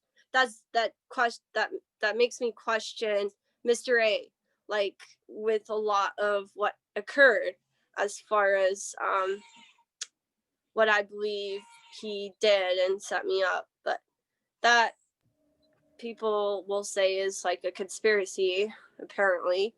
But I don't know, because it just doesn't make sense how they got scattered on my couch. And so they were like everywhere. And so they're like, oh, your son's not safe here. And so they grabbed him from me, and then they felt like it was the right time to handcuff me. So they handcuffed me on my bed. And in the manner they did it, it was even worse, because it was very traumatic. And having my son there watching this happen, crying at this point at my door, and the fact that they had them on my wrist really tight, and then they take me out to their cop car, and I'm sitting out front of my house for a good solid 20 minutes. It felt like forever. I was sitting in front of my house for a very long time. They broke my door handle on my car, searching for some stuff in my purse for my identity. And they left our front door open, so our dog came running out and was barking. And then finally, Mr. A starts walking around the corner. Apparently, he took the bus back there. And then he started chit-chatting with one of the officers. Okay. So, they arrest you, put you in the cop car. Where do they take your son? They didn't take him right away. They were searching our house for drugs, which they didn't find, and they were upset about, because that was what this whole thing was about, was accusing me of being this druggy mom and drugging my kid. Right. And that wasn't the case at all. I never ever have done anything like that or would ever harm my son. And they still had so much proof, even with my whole case plan, that I am not a druggy mom, because there's so much evidence to prove that wrong, with being pregnant with my 3rd son throughout my entire case, having my son, and still having my son, and he's doing well. And so I obviously don't do drugs, and I've never done drugs, and so they wouldn't sway from that. In their eyes, I'm this person, and that's all they'll see, even when it's not true. So that is what's upsetting, because it's going to be on record as something that is true, that I'm this mother who harmed her son, who's a druggy mom, and that's how my kids were taken, is because my kittens are playing with my curtain. That's why it's flashing. I hope that's okay. That's fine. Can we open the curtains? Because then it gives you better lighting. Oh yeah, silly me. Okay, so you got arrested. Okay. Where did they put your son? Oh, they held him somewhere, and then they placed him with the first foster home that he was with. He was with originally he was with the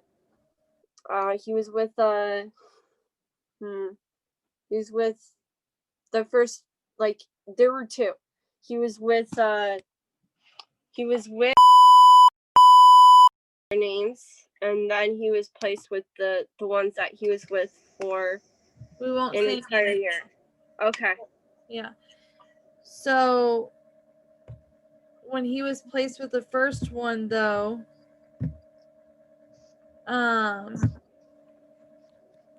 was his brother there too?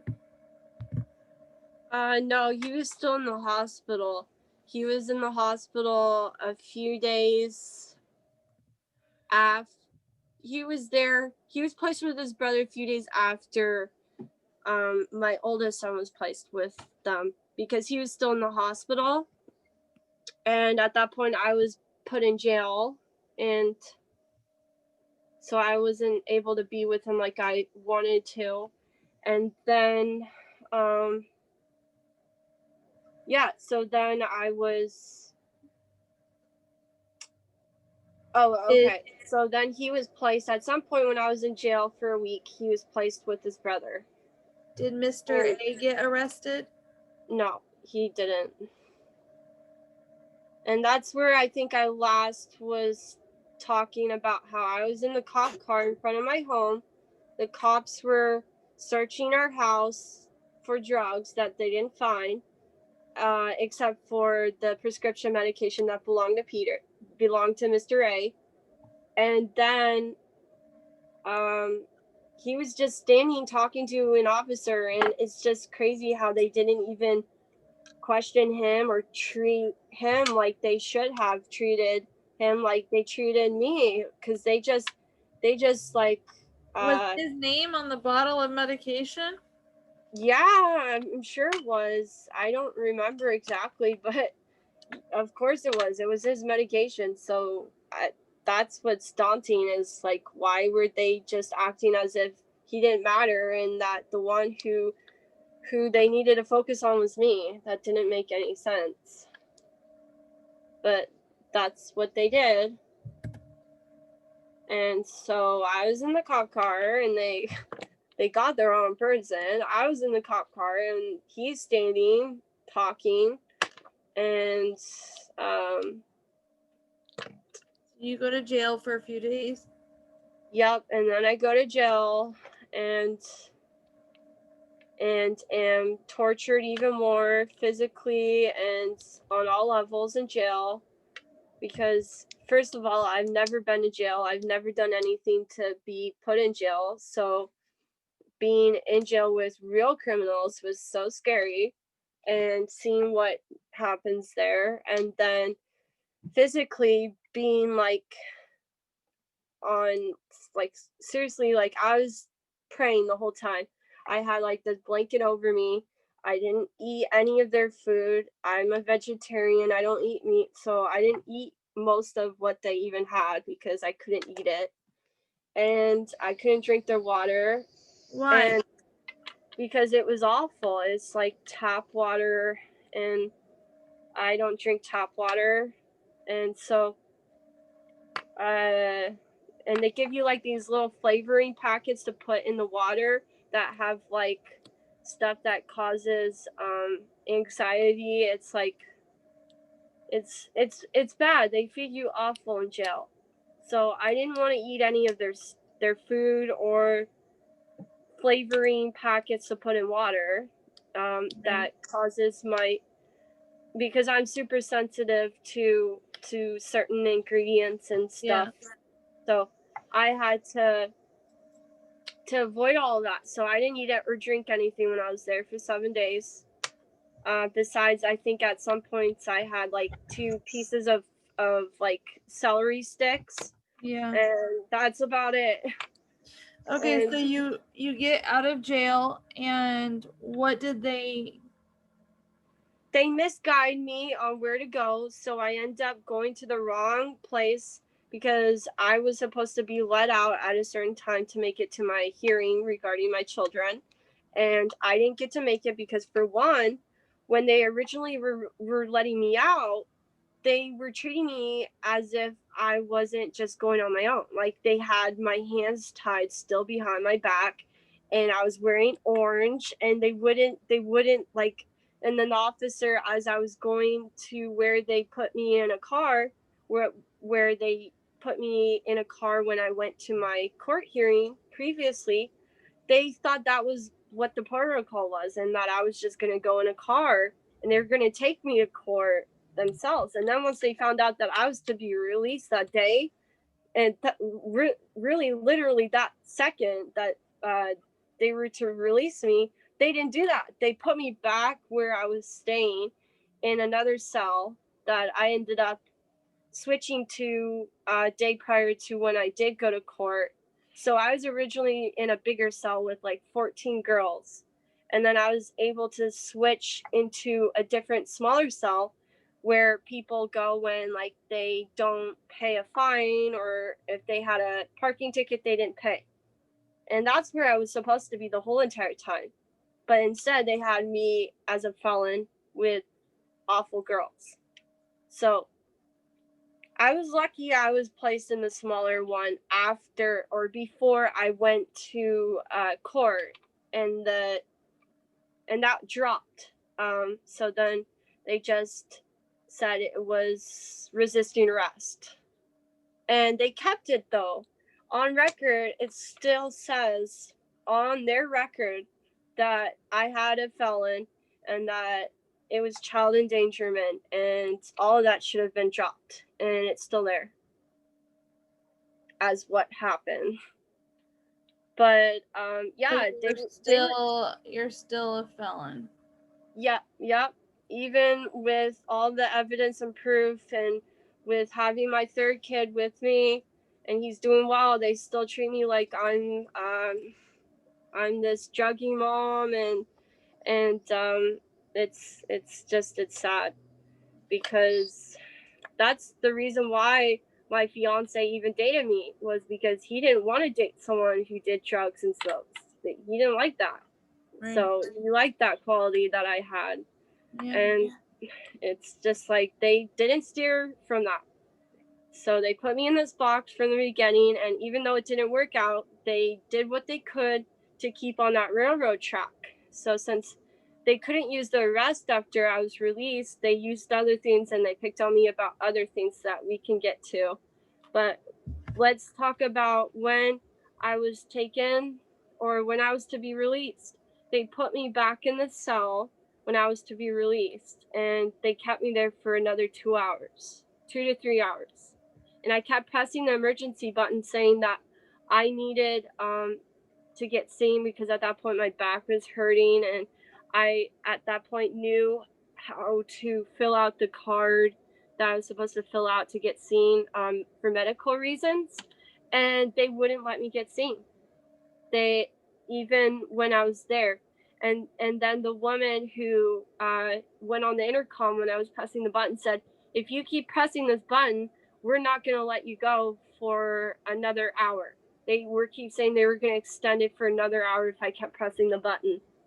And so I ended up getting out of there but it took a while, and it was way longer extended than I thought it was going to be when they said I was going to be released.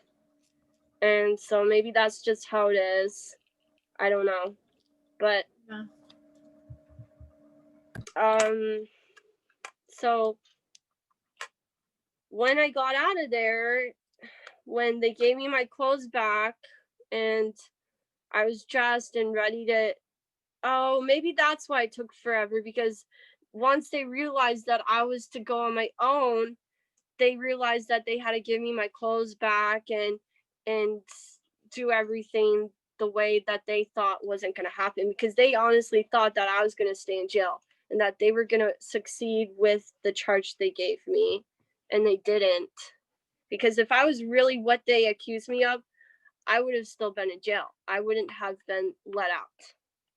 So that's a big sign right there. Because even when I was in the cop car, I forgot to mention, when I was in the cop car, as I was being taken to the jail, they said to me that we're taking your oldest son because you are being incarcerated and because you will be unable to care for him because of being incarcerated.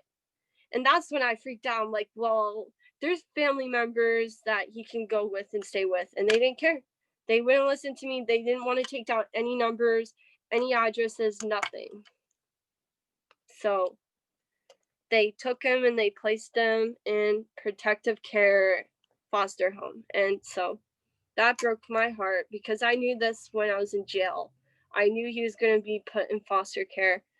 And I wish I could have had my uncle take him to his grandparents' house in Goleta before they got their hands on him and took him as well, because he had no part in the main way they took both of my kids.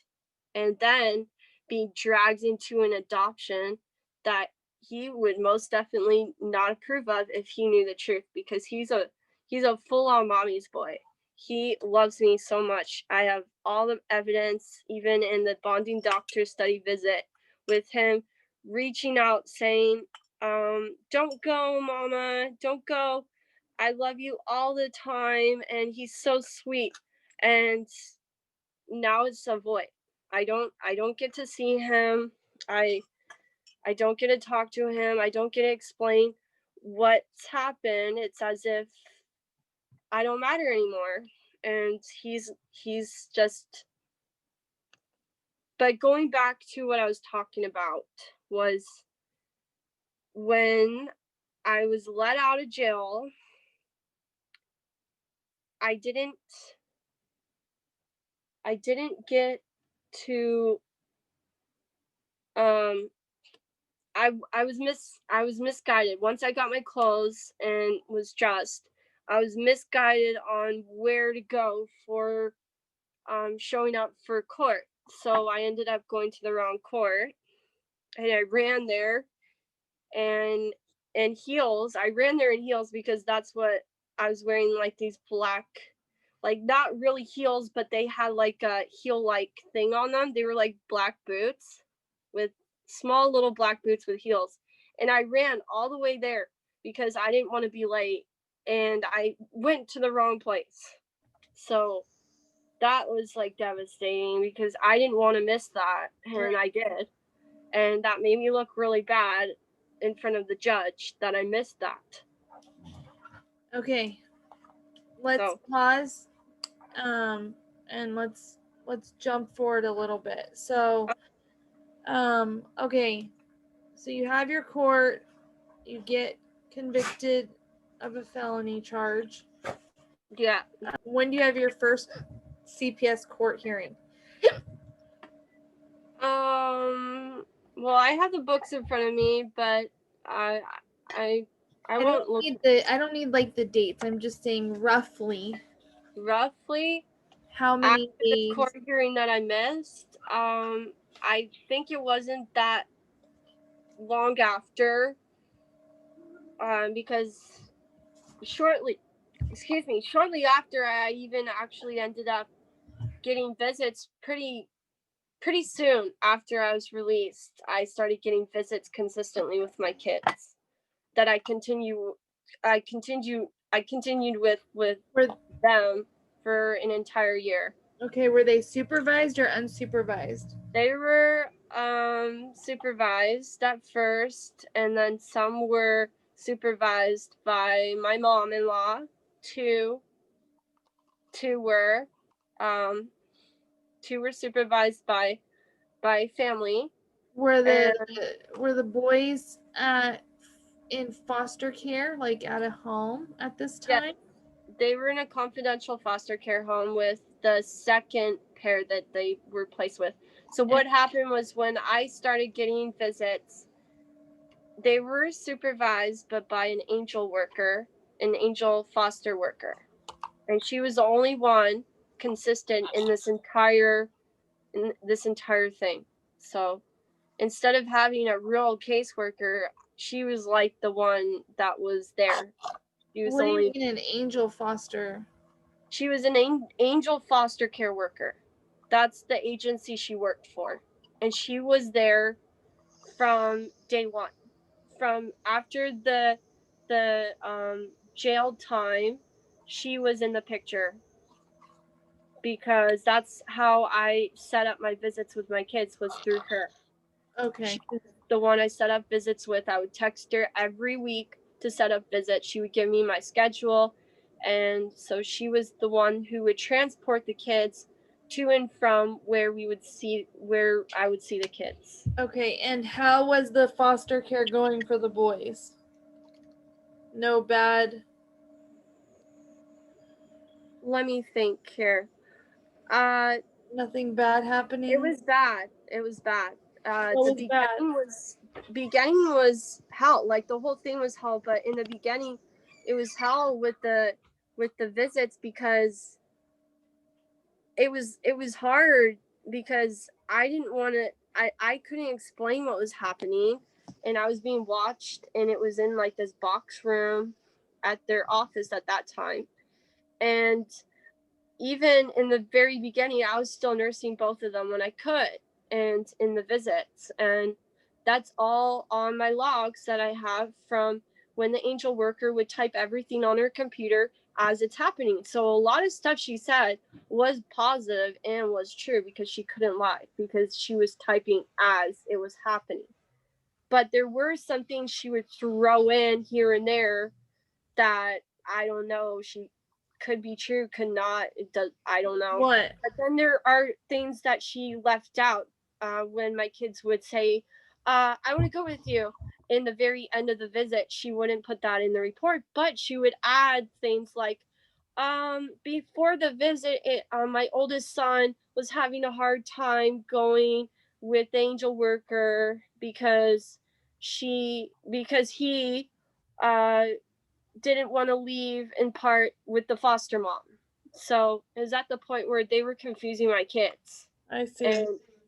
And it was sad, because he needed to feel safe, and he did not feel safe at all being in that situation, Cynthia. He was so sad and heartbroken, and the angel worker who was involved, she knew what she was doing was wrong, and she didn't do anything about it. She continued as if this was what and how it was supposed to be, and it was breaking my heart. And it got even worse throughout the year, dealing with her in particular, because I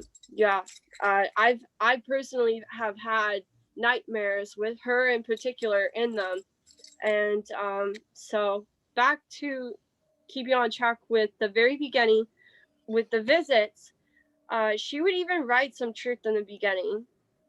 She would say that, okay, for example, on the car ride home, and this guy cried the whole way home. And that's my older son. And my younger son did too.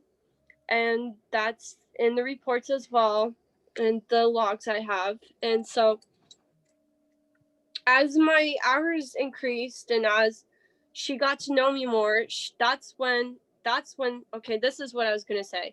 So once I first had visits, the first couple visits I had, that's when she figured out I'm a vegetarian and that I don't eat meat. And then that's when they switched and changed where they lived. So they were with the first couple of foster parents, and then they switched them to the second once they found that wouldn't be suitable for what they were really originally in the beginning trying to do, and that's foster adopt my kids. So find the most suitable foster parents for my children and adopt them, and that was it.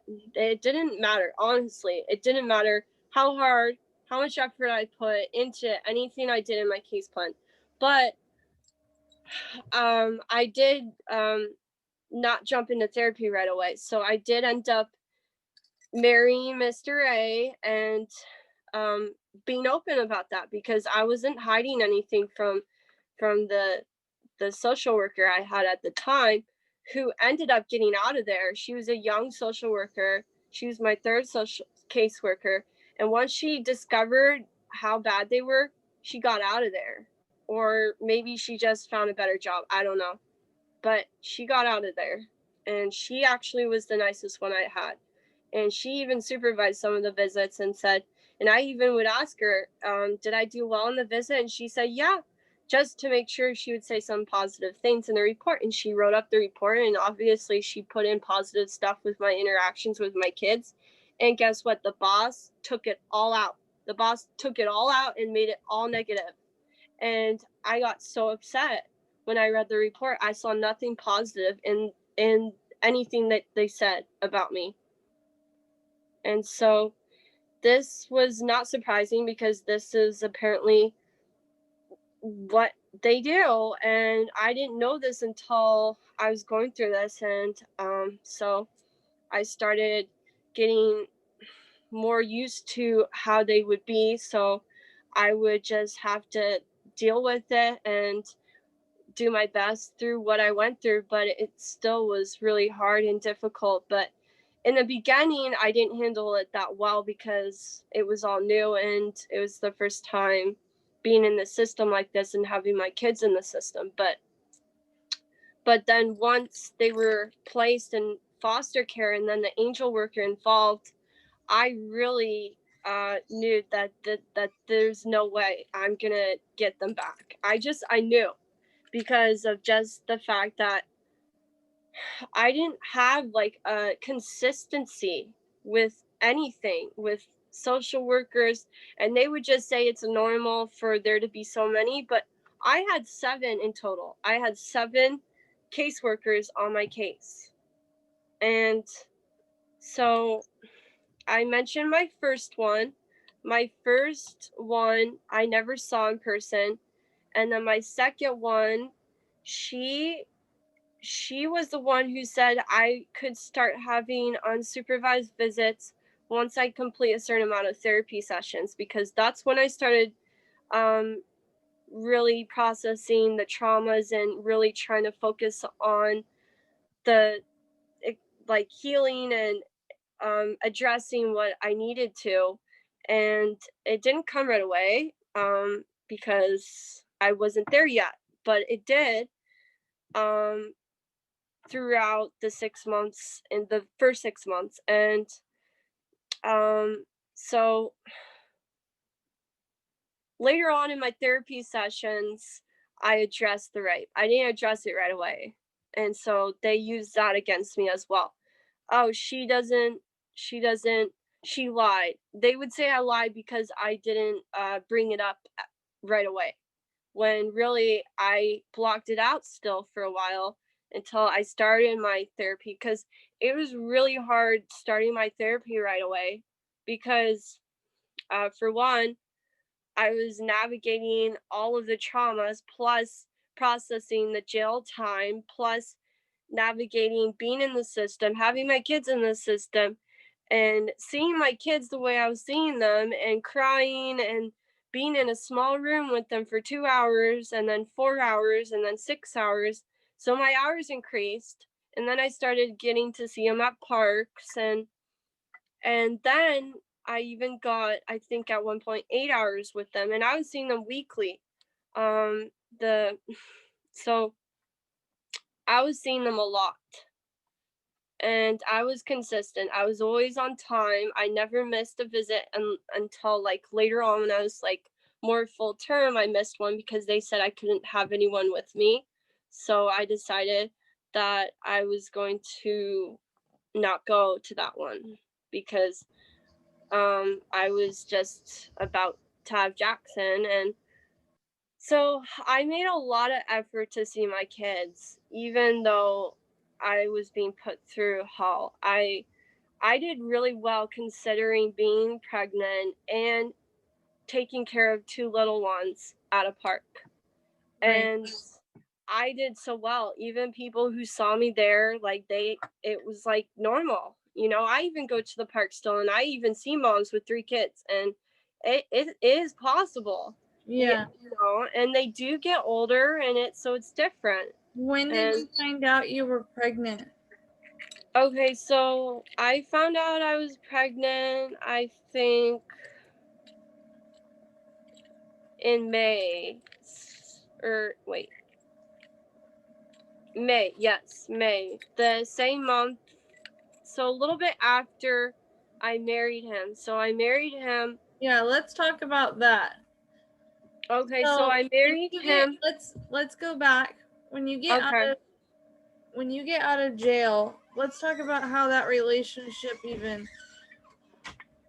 was Okay, so the ending after you relationship get out part, of jail. right. So with that part, I continue doing this yoga thing that I would do in Ventura. And then once he found out that I was still doing my yoga in Ventura to help cope with what was going on, he didn't like that. And so he was threatening my yoga teacher and scaring him.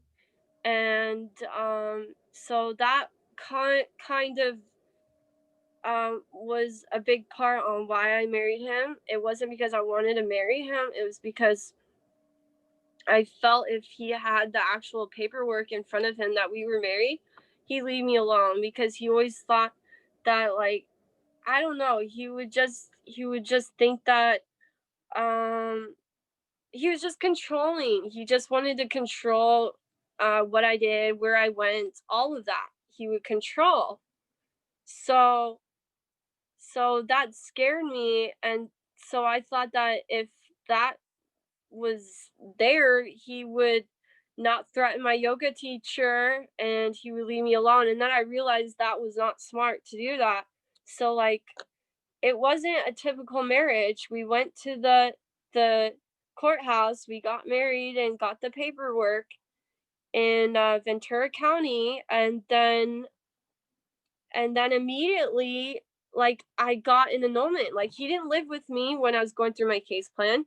He lived in Santa Clarita with his parents. And But hold not to on, mention, because okay, I'm still confused as to why you married him. What did you think it was going to do? he talked me into, like, even convincing me that he would help get the kids back.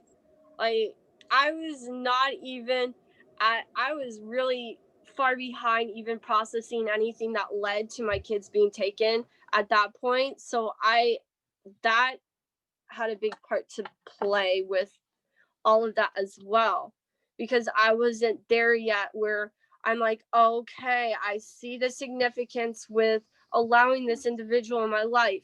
I see how this all But what did the social workers say? Did when they I think told it her. was a positive thing for you to be with this man? Well, no, that's the thing I'm getting to. I wasn't with him. Like, I just had the paperwork, but then immediately afterwards I filed for an annulment, and I kept my word, and I tackled getting that annulment, which was really a long process, and I managed getting that confirmed a little bit after I had my third baby. So I'm even shocked that I was even able to get the annulment, because it's a rare thing. It's in rare situations where you can get an annulment, and that's different from a divorce, because annulment is as if it never happened. Right. And so but I'm just confused as to why it happened. Well, because I was scared, because at the same time he was already trying to get me to marry him even when I had my kids in my care. And then he's pushing it again. Every time he got his check, his money, he would say, let's go to the courthouse, let's get married, let's get married. And so, and then he was starting my yoga teacher, and getting to the point where I was scared, like that he would try like harming my yoga teacher or harming my family if I didn't marry him.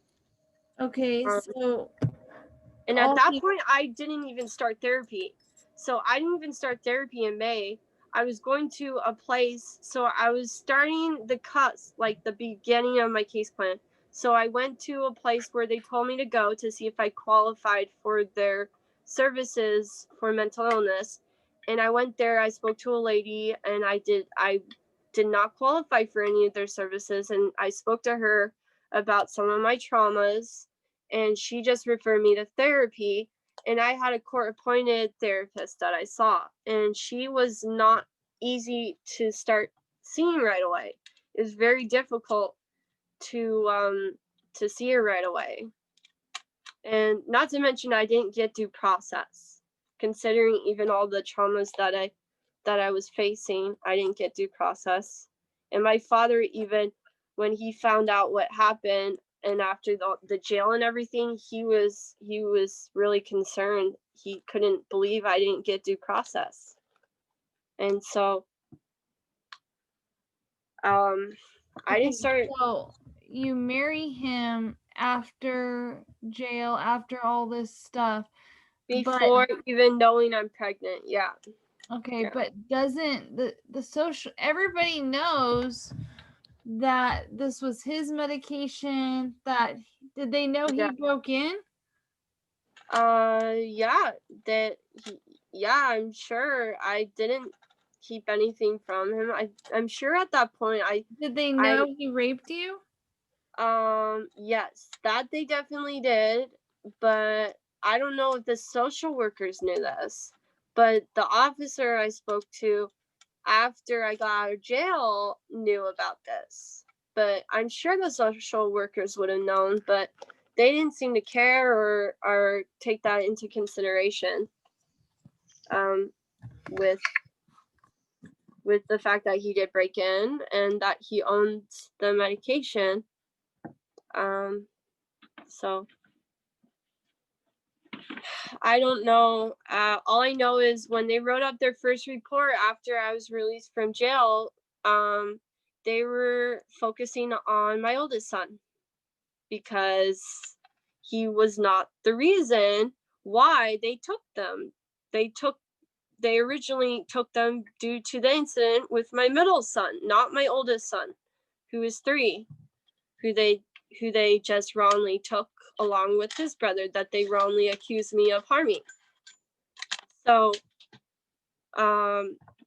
he was put in this hell, and he was most definitely treated as if he had to take care of his baby brother. So I think in a lot of different times I saw them throughout the year, he had to play that role that he was the parent to his brother. And so when you mentioned also if I had unsupervised visits, I didn't get that, but I did get supervised visits from my mom-in-law, and the Mother's Day visit in May. So the same month that I married him, I got, that's right. So the same month that I married him, I got an unsupervised or supervised visit with my fiance's brother and the mom. And it was at the mission here by the Roses, the mission they have here. in Santa Barbara. And so When you that say was very, unsupervised, meaning nobody watched the visit. meaning in this case, there was no angel foster worker. Okay. It was the foster parents bringing them to the place to have the visit, and then the family members being there with me, with the kids. So Now, who were the kids living with? at that point, they were in foster care, and I was the only one having visits with them. So I was the only one consistent having visits with them since February. So I saw them in March, April, and then we're in May. And this is going on 3 months in foster care. And this is the first time Christopher sees, this is the first time my fiance's brother sees the kids since they were taken into state custody and foster care. And Hold on then, 1 second. Hold on. okay. Okay, go ahead. So in the visit, the Mother's Day visit I had in May Of this year? of the year that they were first placed in foster care. So a few months after the incident with the pills, and when I was released from jail, I started getting to see them in visits, and then I even got a supervised visit with family members in May, and that's when I saw my kids at the mission in Santa Barbara, and my oldest son, still 3 at the time,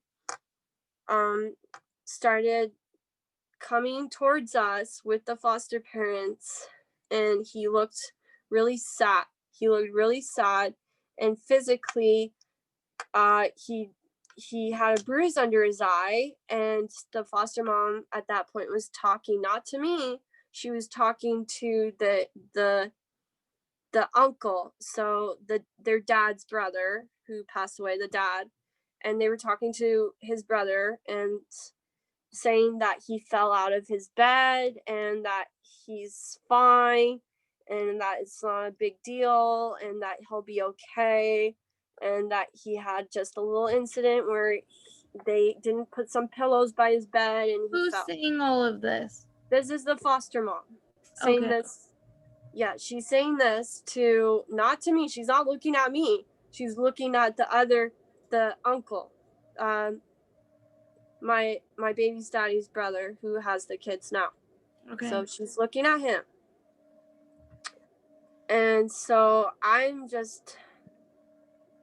don't know what to say. And then as they leave, I'm spending some time with him. I even go off with him, and I go off with my other son by this tree, and I'm talking to him. I'm taking pictures of his eye.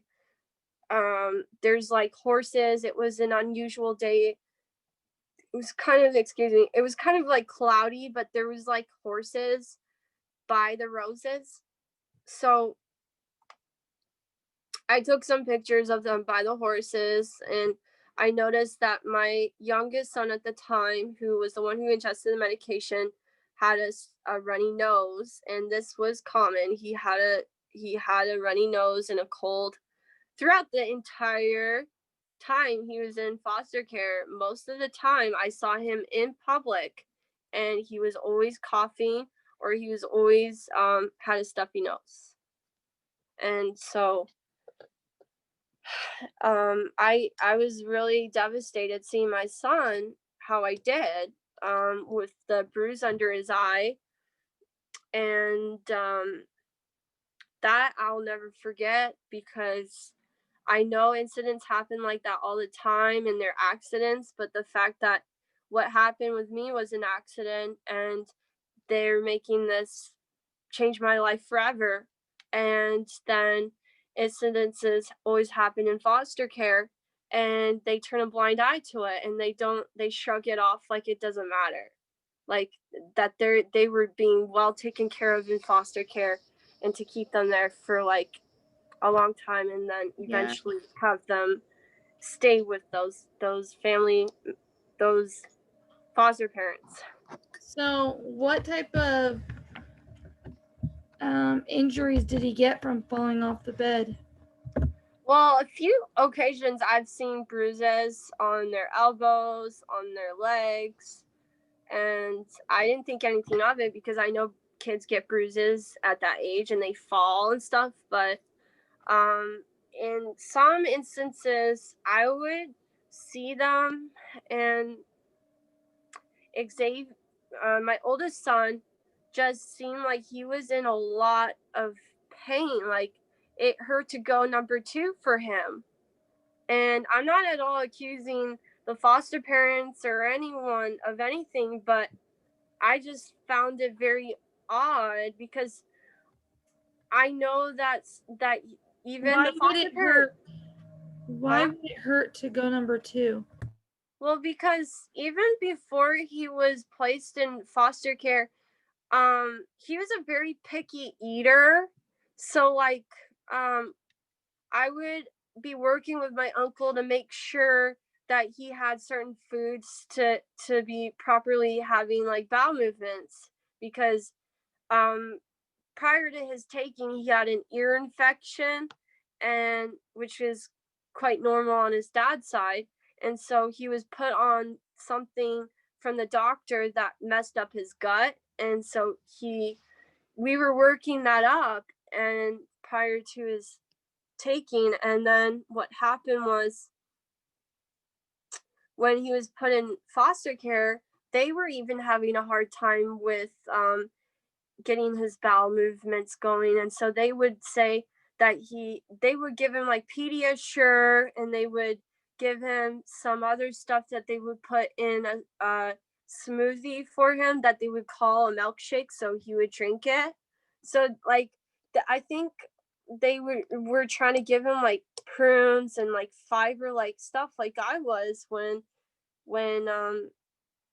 he was with me. And so they were just trying to give him certain foods that would help with going number 2. And but this didn't seem like normal to me, that he was hurting because of not being able to go number 2 or being constipated. It just didn't seem like that was what was going on, especially with other factors that I have as well from the foster parents that the angel foster worker gave me. She gave me pictures of that son in particular having his arms out, not only wearing a shirt, and you can see his private area.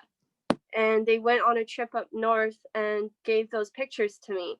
And they didn't give me just one, they gave me copies of the same picture.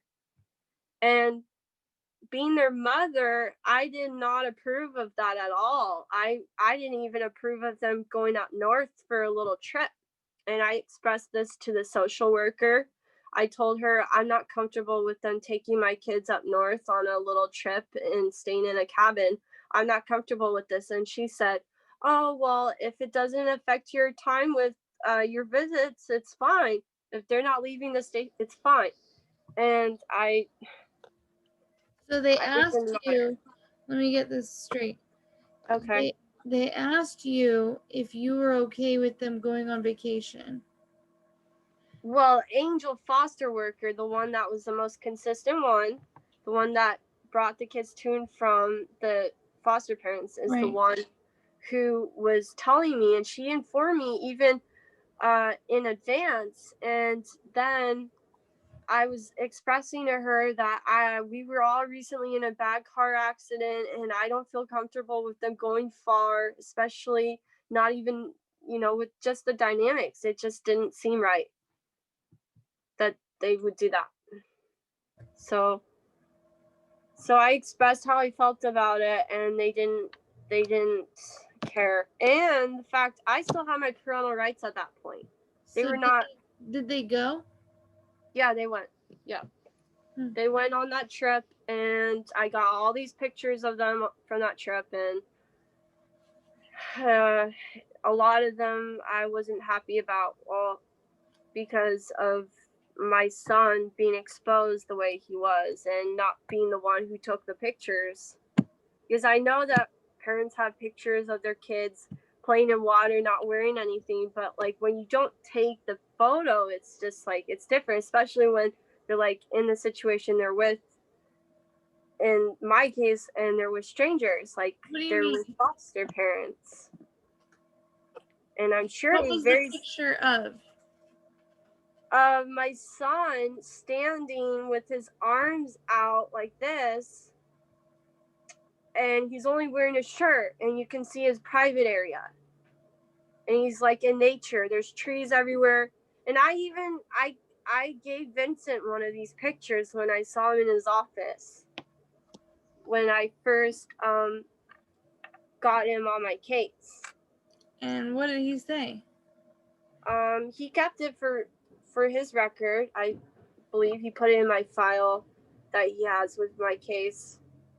But I think that was when I was pregnant with Jack, or with my baby I have now, and he was giving me advice on what to do, and to go to Canada for this, just because of the what was going on, not because I was doing anything wrong, but just because of how they were treating me. And just because they're awful like that and they can get away with a lot. So they would have most definitely taken him, not because I'm a bad mother or did anything, but because they could have easily taken him, just because I'm not a lawyer or anything, but just because of just this being the state that my kids were taken in and put in foster care. What else? Okay. So after that, I was really upset when... Did the biological father of your youngest that you have, did he go to the birth? No, he was not involved. There was a big gap where I did not see him. I had no contact with them, and that's when my insights were coming through. And even prior to having my third baby, the insights were coming through, and I was really addressing what led to all of this happening. And they wouldn't believe me, but even though they didn't believe me, I was proud of myself and my progress, because I knew that I could see through things that I at first could not see through, because I was so traumatized and processing all these hard, difficult things that were happening. And then once I was actually seeing things clearer, and that that I do own up to what led to what happened, and I do see things that in the domestic violence that has happened, and they didn't believe me. And even when it was the truth, and when I was being genuine, they didn't believe me. And they also used the fact that after I had my third baby, I did allow him, considering the dynamics at that time when I had to see him. I had no choice. I had to see him in court for the annulment, and I didn't want to. And I knew that was going to mess up all my progress, and it did, because I saw him in person, and I did get the annulment, but then he didn't care. He wanted at that point to see his son.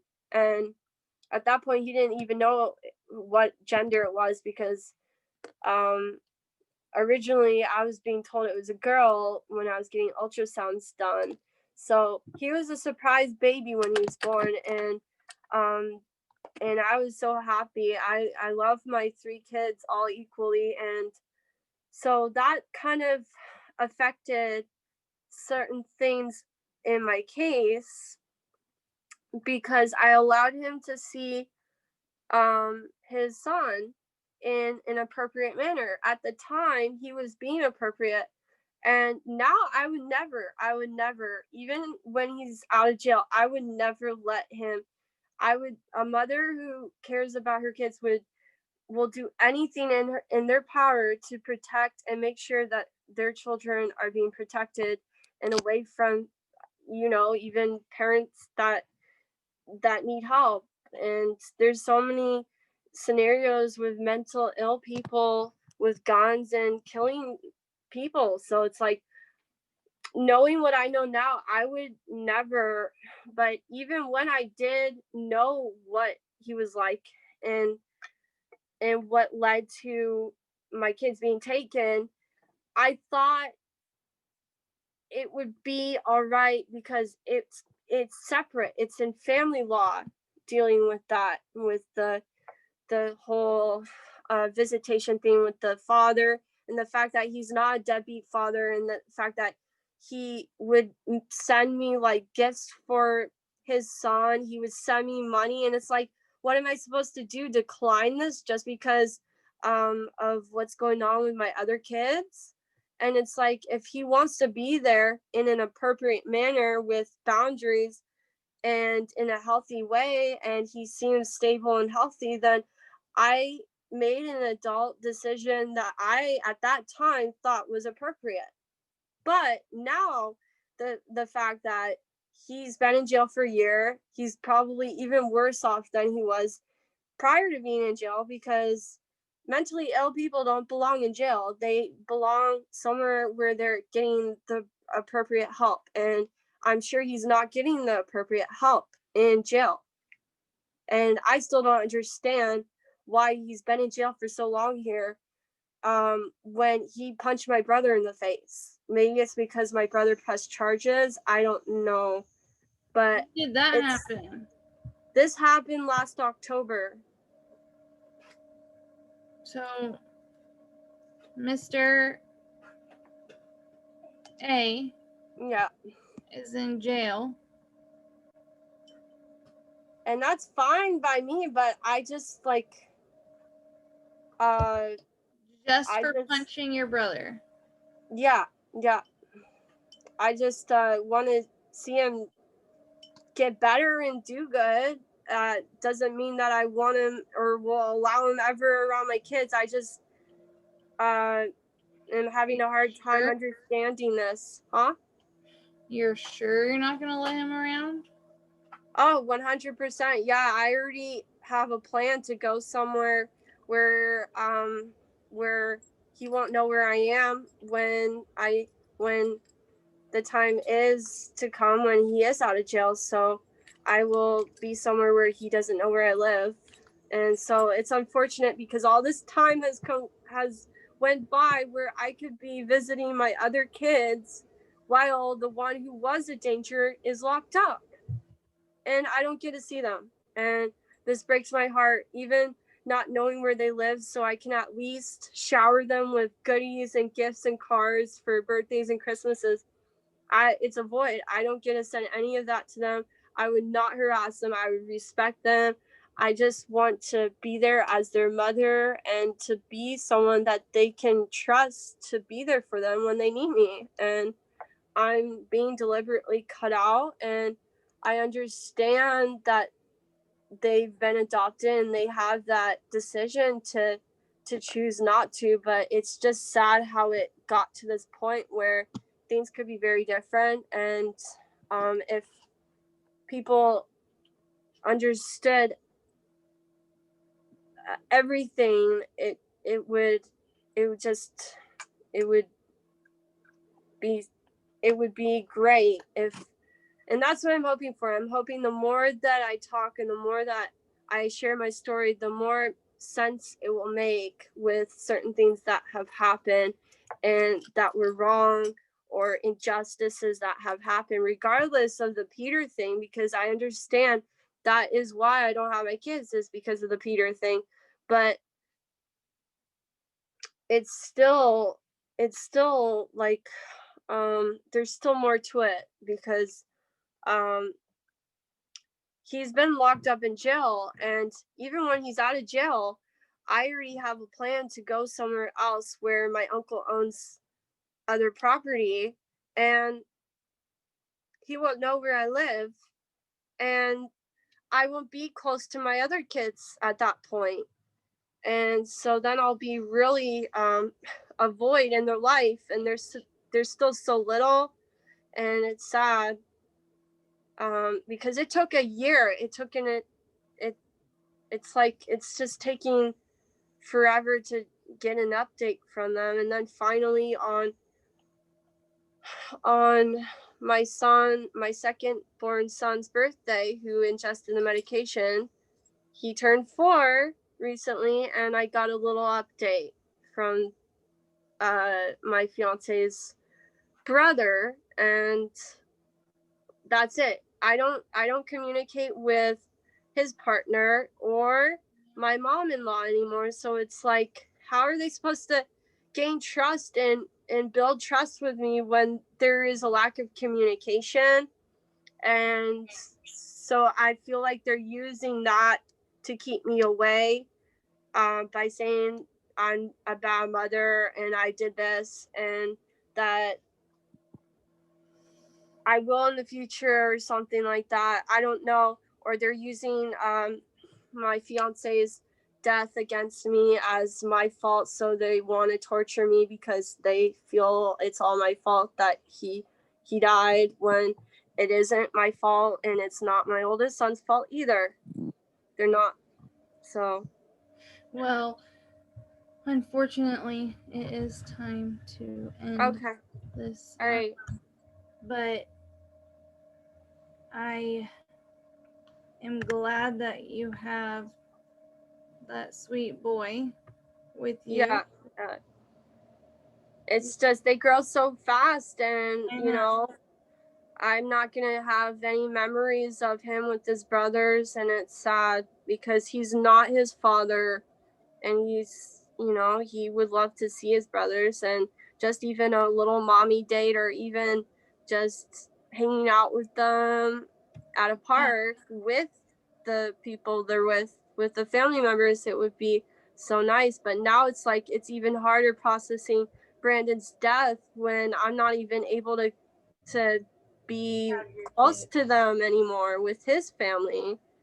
And those were our kids, and so that was our family. So it's like my family's broken now because he was my family, and our kids, and now I lost him and my kids, and now I have my youngest son, and he's like a lifesaver. He's helping me, but it's just it's not the same without my other two, because I can't just carry on and move on without my other two, when they will always be mine, because I have so much memories with them, and they're my world, and I just want them to know how much I love them and miss them. And when I do feel like expressing that, which is every moment of every day, I'm not able to. So it's like, have you thought of writing? yes. I can't send it to them. Yeah. I have actually 2 books each for them that I write in. Cool. Every day. Yeah. So I'm hoping that someday they can get those, but I don't know how, because the only way I'm able to reach out is going to Brandon's grave or leaving cards or balloons there on birthdays, and they don't even see them. They don't go there anymore. So I even reach out to the caretaker to build trust with him, so he knows I'm being genuine and honest, and I tell him that I would respect you, and I even tell him what car I drive, and I would never harass them. I would, even if I knew where they live, I would never go over there. I would never try to take them away. I would respect them. I would just shower them with gifts and cards in the mail, and then once Peter's out of jail, once Mr. is out of jail, I'm out of here. You know, I'm going to be in a different state. I'm going to be moving on with Jackson, with my youngest, because that's what I have to do. I have to carry on. So. Well, I hope, you know, that one day that you guys will be able to communicate and have a relationship. I hope it's Thank you.